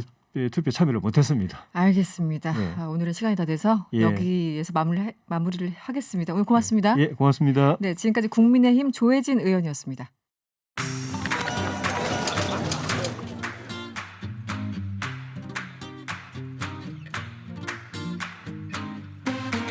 어렵고 복잡한 경제 뉴스 여기서 간단하게 풀어드립니다. 경제가 문제 시간 블록체인 미디어 조인디의 고란 기자와 함께합니다. 어서 오세요. 네, 안녕하세요. 네. 4차 재난지원금 대략 윤곽이 나왔어요. 홍남기 네. 부총리와 이낙연 대표가 그렇게 싸우시더니 결국은 지급 대상을 보면 한 200만 명 정도가 늘었고 전체 규모도 확 좀 늘어난 것 같아요. 좀 설명을 해주시죠. 네. 일단 아까 싸웠다는 부분에 대해서요. 네, 네, 네. 그 이낙연 이제 대표는 네. 다주자는 게 포함이 됐었고 다주자. 홍남기 부총리는 그것만은 안 된다. 약간 이런 거였잖아요. 보편과 선별 기본적으로 네. 관점이 그래서 좀 일단 달랐죠. 그 보편 지급 관련돼서는 네. 일단 요번은 아니고 네. 코로나 확산세가 조금 더 누그러진 뒤에야 좀 네. 논의해보고 지급할 수 있다라는 입장이라서요. 아직까지 완전히 꺼진 건 아니고 꺼진 건 아니다. 좀 이따가 아마 코로나가 좀 불씨는. 진정이 되면 얘기가 나올 것 같습니다. 왜냐하면 보편 지급은 그야말로 나가서 돈 쓰라는 건데 그렇죠. 지금은 돈을 쓸 수가 없잖아요. 그렇죠. 그러니까 네, 지금 네. 논의하기엔 조금 이르다라는 거고요. 네. 이 선별 지급과 관련돼서 대각적인 이제 윤곽이 나왔습니다. 네. 일단 3차 지원금과 비교하면 지급 대상이 이낙연 이제 대표가 이렇게 얘기해서 이거저거 다 해보니까 대충 한 200만 명 정도가 더 추가로 지원을 받을 수 있을 것 같다라고 네. 이제 얘기를 했는데요. 네. 그럼 어떻게 이렇게 200만 명이 나왔냐라고 보면 일단 이 4차 재난지원금의 그 더불어민주당의 이 모토가 있어요. 더 넓게, 더 두텁게, 네. 그리고 신속하게. 이거예요. 신속하기까지. 네, 일단 더 넓게는 일단 지금까지 줬던 대상보다 더 많이 주겠다라는 거잖아요. 기존에는 그 이렇게 뭔가 그 집합 금지, 제한 이런 분들은 분명히 이제 피해가 있었잖아요. 네. 그거 말고 일반 업종 가운데서 연매출이 4억 원 이하인데 코로나19 때문에 매출이 줄었다. 네. 이런 분들 같은 경우에는 100만 원씩 지원을 받을 수 있었어요. 네네. 근데 연매출 4억 원 이하 되니까 네. 이게 사실 그 편의점 작은 거 운영해도 연매출 4억 원 금방 훌쩍 넘는 경우가 있거든요. 그러다 그렇군요. 보니까 이제 실질적으로 많은 도움을 필요한 사람들한테까지 도움을 못 받는다라고 해서요. 이 기준을 10억 원 이하로 대폭 올렸습니다. 2배 이상. 네. 네네네. 그러다 보니까 당연히 대상이 늘어나겠죠. 네. 그리고 이제 그 상시 근로자가 5명이 넘으면 지원을 못 받았어요. 그러니까 내가 직원을 한 8명 고용하고 있다. 네. 그러면 코로나 때문에 힘든데도 불구하고 요거 지원을 못 받았습니다. 요것도 5인 이상 소기업도 지원 대상에 포함하기로 했습니다. 네. 그리고 이제 그 더 넓게 가운데서는 그 노점상 같은 경우에 이번 네. 대책에도 포함을 시켰어요. 그전에 포함이 한 번도 된 적이 네네. 없었죠. 네네. 네. 그 이제 그런데 그 노점상과 이제 임시 일용직 등을 위해서 50만 원의 한시 생계 지원금을 지급하기로 한 건데요. 네. 이 사실 그 노점상이 과거에 빠졌냐라고 보면은 노점상은 그 이른바 임대료가 안 나가잖아요. 네네. 그러다 보니까 아무래도 여기 지원을 안 한 것 같고 이 세금을 내냐 마냐 또 요거 때문에 좀 갈라져 있어가지고 네. 지금까지는 대상이 안 됐는데 이번에는 그 지자체 등이 관리하는 노점상이 있대요. 네. 이 경우에는 사업자 등록을 전제로 별도 심사 없이 그 한 업체당 50만 원씩을 지원하기로 했습니다. 여기에다가 이제 프리랜서, 법인, 택시기사, 돌봄 서비스, 저소득층 대학생 등등 합치니까 이제 아까 말씀드린 대로 더 넓게 해서 지원 대상이 한 200만 명 정도로 늘어나는 거고요. 네. 두 번째가 이제 더 두텁게잖아요. 네. 무슨 얘기냐? 더 많이 주겠다라는 겁니다. 기존에 100만 원, 200만 원이 아니라 훨씬 네, 더 많이 맞습니다. 주겠다. 네. 기존에는 보면은요 3단계로 구분을 해서 집합 금지는 네. 300, 제한은 200, 네. 일반은 100 이렇게 줬어요. 네. 근데 그게 아니라 이게 이제 구체적으로 얼마인지를 이제 28일 날 회의 끝나고 말하진 않았는데 오늘 홍익표 더불어민주당 정책위 의장이 이제 한 라디오 방송에 나와서 대충 이제 그 금액을 이제 네. 좀 가이드라인을 줬어요. 네. 이게 뭐냐면 계속 영업 금지였던 업종한테는 500만 원. 근데 영업 금지에서 제한으로 전환된 업종 그러니까 이게 뭐 각 단계마다 조금씩 그렇죠, 다르잖아요. 있었죠. 네. 제한된 업종에는 400만 원, 계속 영업 제한이었던 업종에는 300만 원. 네. 그 일반 업종 같은 경우에는 무조건 100만 원이었는데 그게 아니라 매출이 20% 이상 줄면 200만 원, 20% 미만 줄면 100만 원. 이렇게 세분화했군요. 네, 기존에는 3단계였는데 이번에 이제 5단계로 네. 나눠서 주겠다라는 네. 거고요. 여기에다가 전기 요금을 추가 지원하기로 했어요. 이게 최대 150만 원까지 추가 지원을 합니다. 네. 그러면 계속 영업 금지하면 500만 원이잖아요. 여기다가 전기 요금을 최대 150만 원 지원을 받으면 최대치로 받을 수 있는 금액이 650만 원이 됩니다. 전기료가 최대 150. 네네. 네. 그리고 이제 영업 금지는 500만 원이니까 네. 더하면 650만 원을 그러네요. 아마 가장 많이 받으시는 분들은 아마 650만 원을 받으실 수 있을 것 같아요. 그 노점상 지원과 관련돼서 좀 말이 나왔어요. 뭐 좀 논란이 있었죠. 세금 문제도 그렇고. 네, 네네. 노점은 세금도 안 내는데 꼭 지원해야 하느냐라는 네네. 논란에 대해서 이 홍 의장은 부가가치세를 예로 들면서 부가가치세는 우리 다 내잖아요. 네네. 대한민국 국민으로서 세금 안 낸 사람이 없다. 이럴 때일수록 좀 더 포용적인 자세, 사회 공동체의 노력을 해 주셔야 한다고 생각한다라고 네. 말을 해서요. 그 논란에 대해서는 이게 어떻게 보면 지원이라고 하는 게 딱 내가 세금 낸 만큼 딱 혜택을 주겠다 이게 아니잖아요. 우리 공동체가 함께 살아가기 위해서 그렇죠. 지원해 주는 네. 거니까 그런 측면에서 생각하면 된다라고 얘기를 했습니다. 뭘 해도 논란은 계속 될 수밖에 없는데 그렇죠. 또 이제 그 세금 잘 냈던 사람들은 우리가 항상 세금은 내고 우리는 항상 이럴 때 제외되느냐 뭐 또 이런 불만도 있을 수 있고 여러 가지 불만이 있어요. 그나저나 이 4차 재난지원금 뭐 언제 구체적으로 받을 수 있는지 또 예산은 또 어떻게 확보되는지 야당에서 계속 이제 공격 포인트이기도 하고 네. 정해진 게 있습니까? 일단 아까 말씀드린 대로 더 넓게, 더 두텁게, 네네. 그리고 신속하게. 신속하게. 신속하게. 그래서 4일 날 민주당은 이제 추경안을 국회에 제출하는 대로 관련 상임위원회, 예산결산특별위원회 즉각 가동한다라는 방침입니다. 네. 아주 신속하게 심사를 해서요. 18일에는 국회 본회의를 열고 추경안을 최종 의결하겠다라는 계획입니다. 보름 안에 다 해결하겠다 이런 네, 거군요. 맞습니다. 네. 신속하게. 신속하게. 그래서 이게 19조 5천억 원 정도가 들거든요. 네. 그러면 이거 예산을 어떻게 해결하느냐? 그러니까 뭐 세계 잉여금, 한국은행 잉여금, 기금 재원 등으로 이제 확보를 하고 원래 있었던 거 빼고 추가로 9조 9천억 원 이게 문제됩니다. 이게 국채 발행으로 조달하겠다는 거거든요. 거의 10조 원을 국채 발행하겠다. 예, 이게 쉽게 말해서 빚내겠다는 거잖아요. 그러네요. 이렇게 네. 나오면 당연히 재정 건전성 얘기가 나오면서 증세 얘기가 나올 수밖에 없잖아요. 네. 근데 요거 관련돼서 그 홍익표 의장은 현재로선 이번 추경과 관련해서 증세를 검토하고 있지 않다라고 선을 그었습니다. 네. 사실 다음 달 서울시장, 부산시장 보궐선거 앞두고 있잖아요. 네네. 그러니까 이 증세론이 일종의 이제 공격 포인트가 될 수 있으니까 네네. 역풍을 차단하려는 거다라는 분석이 나오고 있습니다. 이 반대로 이제 국민의힘 야당 입장에서는 이게 사실 선거를 앞두고 있잖아요. 근데 이제 이달 안에 다 지급을 하겠다라는 거잖아요.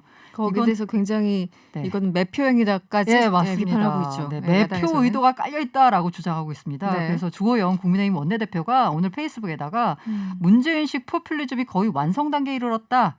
구호는 간결하다. 닥치고 더라고 비판했습니다. 네. 이게 강력한, 사실 네. 이게 어쩔 수가 없어요. 이제 재정 건전성 얘기가 나올 수밖에 없는데 지금 또 상황이 또 이게 건전성을 따질 때냐 뭐 이런 얘기가 또 나오고 있잖아요. 그렇죠. 뭐 유례 없는 상황에서 좀 공격적으로 써야 된다라는 네. 입장과 이럴 때일수록 더 아껴서 써야 된다라는 입장이 또 갈리고 있는 거죠. 이게 왜냐하면 이 아껴서 써야 된다는 얘기가 나오고 있는 게 사실 네. 지난해 1차, 2차 이렇게 줄 때만 해도 더 안 줄 줄 알았거든요. 그랬죠. 네, 이제 분위기가. 좀 상황이 진정이 돼가지고. 네네. 근데 이제 3차 나오고 4차 규모는 이제 19조에서 역대급입니다. 이게 1차 때 14조 원이었거든요. 전 국민 다 그때가 줬을 전 때가. 국민 줄 때인데 근데 그거보다는 지금은 6조가. 그 일단 뭐 선별 지원이긴 하지만 어쨌든 좀 실질적인 도움이 되도록 한다라는 측면에서 좀 금액을 늘려가지고 액수가 네. 이렇게 늘어난 거거든요. 그러니까 건전성 얘기를 안 할 수가 없는데 사실 지금 또 건전성 얘기를 하는 게 또 쉽지가 않아요. 왜냐하면 이른바 이제 국민의 아픔을 외면하고 있다라는 네, 이제 네. 또 비판이 나올 수 있으니까요. 참 이게 어렵습니다. 야당 입장에서는 뭔가 공격하려고 해도 약간 딜레마가 있어요. 맞아요. 정치적으로 봤을 네, 때는. 맞아요. 네. 알겠습니다. 조금 다른 얘기긴 한데요. 근데 요즘 근데 주호영 원내대표 이 워딩을 보면 예전에 저희가 알고 있던 주호영 원내대표가 아니신 이 굉장히 좀 워딩들이 세진다는 느낌을 날마다 받네요. 네, 알겠습니다. 좀 다른 얘기인데 코로나로 영업 피해를 본 소상공인들이 이르면 7월에 법적 보상을 받을 수 있다고 하는데 이건 어떤 부분입니까? 이게 네. 사실 아까 이제 시작하기 전에도 우리 앵커님하고 얘기 나누는데 야 그 뭐 300만 원 뭐 이렇게 쥐어줘봐야 네. 사실 이거 고스란히 네. 건물주한테 가는 거 아니냐. 네, 뭐 월세 내고 하니까 사실은 그러니까 그렇죠. 네. 네. 그분들한테 정말 도움 되는 거야 이런 생각이 들죠. 네. 그래서 이제 나온 얘기가 이제 아직까지 법으로 된 건 아닌데 이른바 이제 손실보상법이에요. 네. 소상공인 보호 지원법 개정안인데 이것과 관련돼서 홍익표 의장이 이제 오늘 아까 라디오 방송 나왔다 말씀드렸잖아요. 네. 네. 거기에서 이달 안으로 국회에서 법안이 통과됐으면 하는 생각이다. 3개월 시행 유예를 둬서 7월 1일부터 즉각 시행되도록 추진하겠다라고 했거든요. 네. 이게 뭐냐면 뭐 손실보상법이라고 이걸 간단하게 말하는데 코로나19와 같은 감염병 확산에 따른 집합 금지, 제한 조치로 피해를 본 소상공인들이 정부로부터 법적으로 보상을 받을 수 있다라는 근거가 되는 법입니다. 네. 네. 이게 이제 홍익표 의장 같은 경우에는 7월부터는 이게 가능해질 거다라는 얘기가 나오고 있는데요. 네. 이 관련 법안이 그 중소벤처기업위원회 여당 간사인 송갑석 의원이 이제 대표 발의한 건데요. 네. 여기에 보면은 손실보상법 관련된 내용이 담겨 있어요. 그래서 이제 그 송현실이나 아니면 여당 쪽에서는 3월 중에 국회에서 통과시키는 것이 목표다라고 네. 하는데 이거가 관련돼서 정부랑 약간 입장이 미묘하게 좀 다릅니다. 어떻게 다르죠? 이 네. 정부안과 이 이른바 이제 여당안을 비교를 해두면요. 네. 첫 번째가 이게 이제 여당안 송갑석 의원 네네. 안은 손실을 보상해야 한다라는 의무 조항이에요. 네. 이거에 대해서 정부는 좀 부담이죠. 그러니까 그게 아니라 지원할 수 있다. 굉장히 하는 게 다르죠. 맞다는 네. 거죠. 네. 이게 뭐냐면 손실을 보상해야 한다. 이거는 정부가 지키지 않으면 법적으로 문제가 될 수 있는 손실 보상이잖아요. 그렇죠. 의무가 되는 네. 거네요. 네. 근데 이제 이렇게 되다 보면 이 의무로 돼 있으면 나중에 이게 만약에 우리가 재정이 감당하기 힘들 정도로 규모가 늘어났을 때 최악의 경우. 네. 최악의 경우 네네. 예를 들어서 뭐 보상 규모가 뭐 100조 단위 뭐 이렇게 된다라고 치면 뭐 그렇게까지 되겠습니까? 만약 네네. 최악의 경우를 가정했을 때 법에 이렇게 돼 있으면 정부가 부담스럽죠. 이걸 무조건 네. 해야 되거든요. 네네. 그러니까 그게 아니라 지원할 수 있다라는 시혜적 지원 개념이 더 타당하다라는 네. 게 이게 정부예요. 정부 같은 경우에 이제 최악의 상황을 좀 가정을 했을 항상 때 보수적으로 바라보니까요. 네, 맞습니다. 네. 그래서 이게 만약에 손실 보상으로 가게 되면 이게 정말 그야말로 빼도 박도 못하고 이게 해줘야 되는 거니까. 코로나19가 뭐 이번이 뭐 맞아요. 마지막이라는 보장도 사실은 없으니까. 게다가 더 최악의 뭔가 감염병이 또 있을 수도 있는 거잖아요. 그러니까요. 그러다 네. 보니까 이런 건 좀 부담스럽다는 거고요. 그리고 법 시행 시기를 여당안은 공포 후 3개월 이렇게 네. 명시했거든요. 네. 근데 그게 아니라 이 정부는 구체적인 시행령이나 시행규칙 이게 보면은 큰 틀에서는 뭔가 나왔지만 네. 구체적으로 이제 그 매출이 감소한 일반 업종인지 아니면 뭐 집합금지는 제한인지 그 세세한 그 규정이 있을 거거든요. 네. 요걸 마련하는데 시간이 필요하기 때문에 6개월의 유예 기간이 필요하다라는 입장입니다. 네. 그래서 약간 다르긴 한데 일단 정부가 여당이 추진하는 건 7월에 손실보상법이 좀 시행이 되도록 하겠다는 건데 정부와의 의견 조율 과정에서 어떻게 될지는 좀 지켜봐야 될 것 같습니다. 사실 법은 한번 만들고 나면 이게 쉽지가 바꾸기가 않죠. 네, 어렵잖아요. 맞아요. 그래서 네. 사실은 좀 시간이 걸리더라도 세세하게 하는 게 이번에 이제 재난지원금이 얼마나 효과가 있는지도 다 그 데이터 분석도 해야 되고 좀 시간이 걸리는 게 지금 봤을 적엔 정부 안이 조금 더 타당하다는 생각도. 그리고 저도 정부 입장에서는 이게 손실 보상해야 한다. 의무 조항이 이게 상당히 부담스러울 것 같아요. 그렇죠. 네. 물론 이제 헌법에 뭐 재산권 침해에 대해서 국가가 보상해야 된다는 뭐 그런 뭐 큰 틀에서는 있지만 네. 네, 어떤 내용인지 알겠습니다. 네, 다음 이슈로 넘어가 보죠. 이것도 굉장히 민감한 이슈인데 이 실손보험 뭐 들고 계신 분들 많을 거예요. 네. 실손보험료가 올해 최대 100% 인상된다. 이 뭡니까 이게? 이게 100%가 뭐예요? 다 그런 건 아니고요. 네네. 2009년 10월 이전에 가입한 구실손보험의 보험료가 이렇게 오를 수 있다. 그것도 모든 연령층이 아니라 고연령층의 경우에는 이겁니다. 아, 고연령층의 경우에. 이게 좀 복잡한데요. 네. 제가 그냥 간단도 아닌데 아무튼 말씀드리자면 네. 이 실손보험이라고 하는 게 제2의 국민건강보험이다라는 얘기가 있잖아요. 사실 그 정부가 다 커버해주면 좋죠. 네. 건강보험으로. 근데 그게 쉽지가 잘 않잖아요. 안 재정 되죠. 여력이 네. 있기 때문에. 그래서 건강보험을 일단 기본으로 깔고 그다음에 보험료가 부담이면 실손보험에 가입해서 이 실손보험에 가입하면 내가 실제로 내는 그 보험료만 이제 커버를 해주는 거잖아요. 네네. 그러니까 뭔가 큰 의료적인 뭔가 재난이 닥쳤을 때 뭐 수술 요걸로 같은 거 커버, 받으면 맞아요. 네. 커버가 가능하다라는 거라서 네. 이게 정부가 뭐 제2의 국민건강보험이다라는 정도로 이제 장려를 했어요. 이 실손보험의 역사를 보자면 그 처음에 일단 그 옛날에 나온 가장 먼저 나온 게 2009년 10월 이전부터 계속 판매한 구실손보험이 있습니다. 네. 아마 처음에 팔았을 때는 9가 안 붙었을 거예요. 그렇겠죠. 그냥 실손보험이었을 텐데 새로운 보험 상품이었겠죠. 맞아요. 나오면서 이제 9가 붙었을 텐데 이게 지금 908만 건 정도가 가입 중에 있습니다. 이게 그 1세대예요. 네. 그래서 2009년 10월 이전에 팔았습니다. 네. 근데 이게 보면 실손보험을 이렇게 팔았는데 보험사 정부 입장에서는 건강보험으로 커버가 안 되니까 보험사들한테 실손보험을 만들어서 팔아라라고 해서 이제 보험사들이 막 이렇게 설계를 한 거죠. 네. 야 나가는 보험료와 들어오는 보험료와 지급하는 보험금을 이렇게 맞춰가지고 보험사 입장에서는 이게 적자가 나면 안 되거든요. 그렇죠. 어쨌든 기업이니까. 그렇다고 또 너무 많이 남겨 먹으면 네. 그것도 또 문제예요. 이 균형점을 잘 맞춰야 되는데 잘 맞춰서 설계를 했어요. 네. 막상 팔았어요. 그런데 들어오는 보험료보다 나가는 보험금이 너무 많은 거예요. 네. 그러니까 정부한테다가 야 이렇게 해서는 우리 도저히 못 판다. 네. 구조를 좀 바꿔달라라고 해서 2009년 10월부터 또 새로운 실손이 판매가 됩니다. 네. 이게 표준화 실손보험 2세대입니다. 그때부터 나온 게 네, 2017년 3월까지 팔았어요. 네. 그래서 정부 아까 말씀드린 보험사가 야 이 적자 우리 감당 못하겠다. 네. 저 구조를 바꿔달라라고 해가지고 이렇게 2009년 10월부터 2017년까지 3월까지 팔았는데 이 사이에 또 적자가 누적이 된 거예요. 왜냐하면 처음 설계할 때는 분명히 보험료와 보험금이 비슷한 수준으로 설계를 했거든요. 그렇겠죠. 그런데 나가는 보험금이 너무 큰 거예요. 두 번째도 마찬가지였다. 이러니까 또 네. 적자가 나니까 네. 보험사들이 야 이거 우리 안 돼. 더 이상 안 돼. 이거 구조를 또 바꿔줘라고 해서 2017년 3월부터 또 새로운 보험이 판매가 됩니다. 네. 이게 바로 이제 신실손이거든요. 네, 네. 2017년 4월부터 지금까지 판매가 되고 있고요. 517만 건 정도가 가입이 됐습니다. 네. 그리고 나서 지금 또 보험사들이 야 손해 우리 또 힘들어. 또 적자야. 계속 적자예요? 계속 이게 적자예요. 이제 고령화되고 막 이래서 그런 고령화도 거죠? 있고요. 네. 이게 사실 양쪽에서 비난하고 있는데 보험사는 야 국민들의 가입자들의 의료 과잉 의료 행위가 문제다.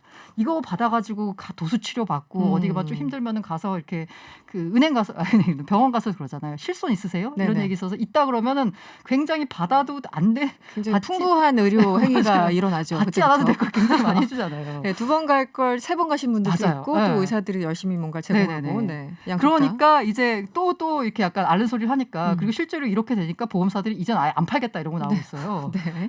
그래서 7월부터 네. 4세대 실손보험이 이제 판매가 됩니다. 7월부터. 네. 7월부터요. 근데 이제 옛날에 가입한 그 판매됐던 구실손보험에 지금 908만 건이 가입이 돼 있고요. 네. 이게 1, 2, 3, 4세대 최근에 7월에 나올 거지 보면은 구조가 어떻게 되냐면 오래된 보험일수록 네. 보험료는 비쌉니다. 그런데 보장 범위가 굉장히 넓어요. 그래요? 그러니까 네. 이른바 구실손보험의 경우에는 병원에 가면 내가 한 푼도 안 내도 되는 경우가 굉장히 많습니다. 그리고 굉장히 다양한 비급여 진료를 받을 수가 있습니다. 비급여까지. 네, 비급여까지 다 네. 돼요. 거의 모든 게 다 커버가 된다라고 하는 거예요. 네. 근데 이 구실손보험 같은 경우에는 이렇게 모든 게 다 커버가 되다 보니까 보험사들이 매년 이거 적자가 아까 제가 난다고 말씀드렸잖아요. 그래서 보험료를 올려요. 근데 올려도 적자가 다 커버가 안 될 정도로 너무 네네. 보장 범위가 넓은 거예요. 네. 그러다 보니까 게다가 이제 구실손보험 같은 경우에는 최근에 나온 보험들은 갱신 기간이 다 1년이에요. 짧아요. 네. 왜냐하면 그 짧게 바로야지 바로 이제 보험료를 올릴 수가 있잖아요. 바로 이제 그 현실 상황에 맞게 적용할 수 있으니까. 네. 근데 옛날 보험은 최장 5년마다 한 번씩 갱신하고 뭐 이런 거예요. 네. 그러다 보니까 5년 동안 보험료를 그대로 있다가 이게 5년치를 한꺼번에 올려서 받다 보니까 또 불만이 또 나오죠. 그러다 보니까 갑자기 보험료가 올린다고 갑자기 막 뛰는 거예요. 네, 네. 그러니까 어떤 경우에는 막 100%가 뛰고 막 이러거든요. 어, 그러니까 너무 이제 심하네요, 100%. 보험료가 너무 많이 오르니까 네. 이제 일부 이제 가입자들 경우에는 이제 보험료가 이만큼 인상됐습니다. 게다가 뭐 3년마다 1년마다 갱신이 아니라 5년마다 갱신되는 경우에는 그야말로 100% 뛸 수 있거든요. 그러면 일단 보험사에서 이제 연락이 오죠. 당신의 보험료가 올해부터 100% 뛴다라고 오면 네. 가입자들 입장에서는 당연히 보험료가 너무 많이 올랐잖아요. 그렇죠. 네. 그러니까 갈아타야 되는 거 아닌가라는 네네네. 생각이 들 수밖에 당연히 없어요. 그렇죠. 네. 이에 대해서 금융소비자단체는 갈아타지 마라라고 주의보를 내렸습니다. 갈아타지 말라고. 네, 말라고요. 보험료가 많이 나가긴 하거든요. 옛날 걸수록. 네. 근데 말씀드린 대로 보장 범위가 넓은 거예요. 그러니까 결과적으로는 이득이 될 것이니까. 네, 맞아요. 네. 너무 깜짝 놀라서 도망가지 마시라 뭐 이런 거예요. 네네네. 그래서 이게 그러면 갈아타야 되느냐 말아야 되느냐에 대해서 이게 어쨌든 뭐 콕 집어서 타지 말아라, 타라라고 말씀드릴 수 없는데 네. 그냥 일반적으로 평균적으로 말씀드렸을 때 병원에 자주 간다, 고연령층이다라고 네. 하면 안 갈아타는 게 더 낫다라고 합니다. 보험료를 많이 내더라도 네. 왜냐하면 보험료를 많이 내는 만큼 그만큼 혜택이 있으니까. 병원에서 보장을 받기 때문에 하지만 병원에 나는 1년에 한 번 갈까 말 거다. 시간이 없어서 비급여 치료는 받을 시간도 없다. 네, 네. 라는 분들은 오히려 갈아타는 게 보험료가 적게 나가기 때문에 본인한테는 이득인 경우가 있습니다. 기본적으로 병원을 얼마나 자주 많이 활용하느냐, 이용하느냐, 그리고 이제 자기 나이가 어느 정도인가 네네. 이게 굉장히 관건이겠네요. 맞아요. 그러니까 기준이겠네요. 그래서 네. 제가 드리고 싶은 말씀은 네. 보험료가 100% 올랐다고 해서 깜짝 놀라서 네. 갈아타는 게 맞을까? 네. 라고 생각하기보다는 네. 내가 병원에 얼마나 자주 가서 진료를 받는지 이걸 좀 따져보시고 더 비싼 보험료를 내는 게 네. 장기적으로 더 나을 수도 있다. 나을 수도 있다. 네. 냉정하게 꼼꼼하게 따져보셔야 될 것 같습니다. 알겠습니다. 경제가 문제 마무리할 시간입니다. 지금까지 블록체인 미디어 조인디의 고란 기자와 함께했습니다. 오늘 고맙습니다. 네, 감사합니다.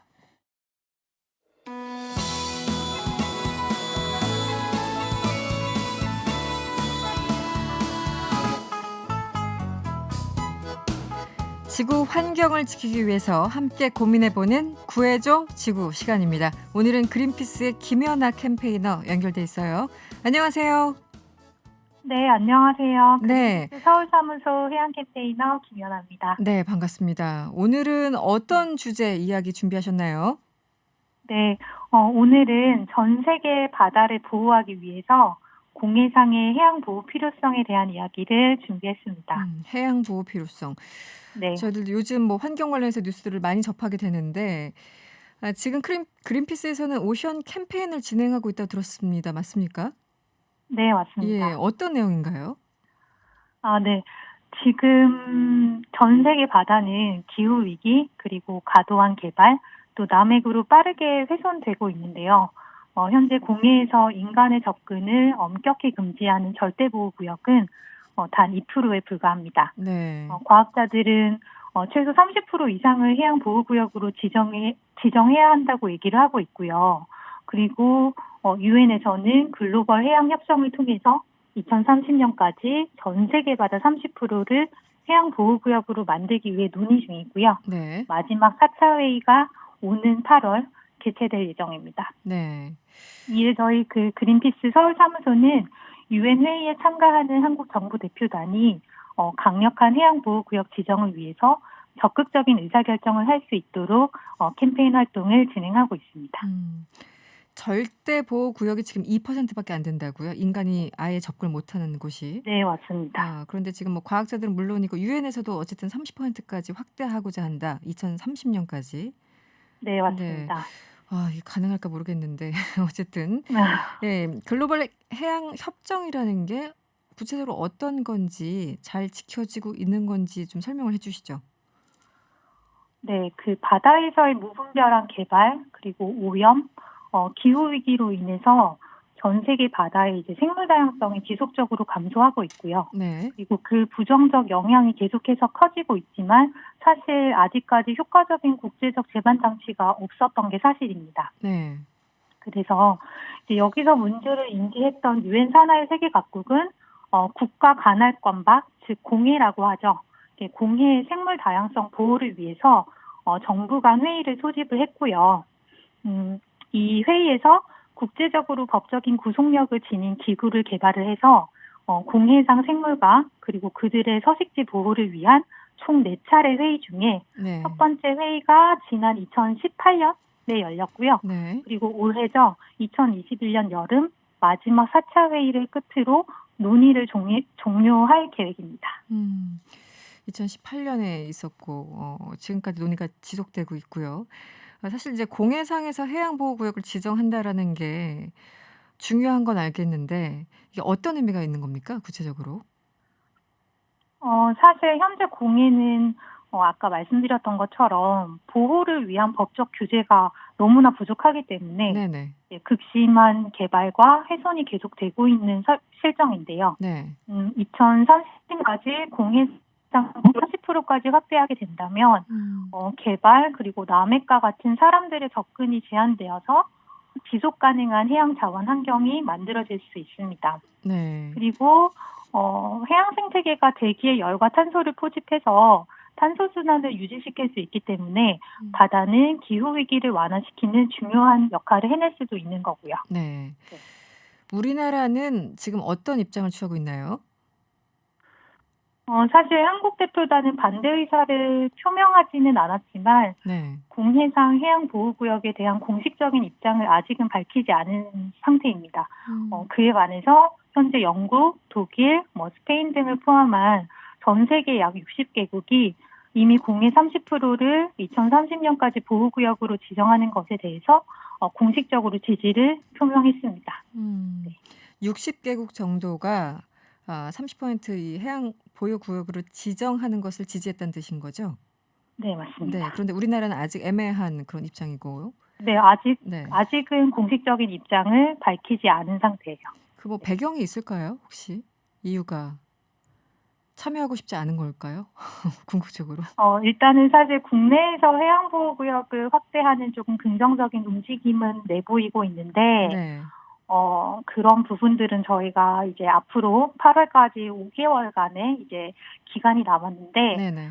정부 부처와 적극적인 소통을 통해서 네. 저희가 사실 긍정적인 방향으로 좀 흐를 수 있게끔 소통을 해볼 예정입니다. 네. 기본적으로 해양보호라는 기본적인 취지는 다 공감합니다만 각국의 속내는 뭐 식량 자원 확보랄까 이런 어떤 현실적인 문제 때문에 이게 좀 어렵지 않은가 이렇게 문제 제기를 하시는 부분이 있어요. 여기에 대해서 어떻게 보십니까?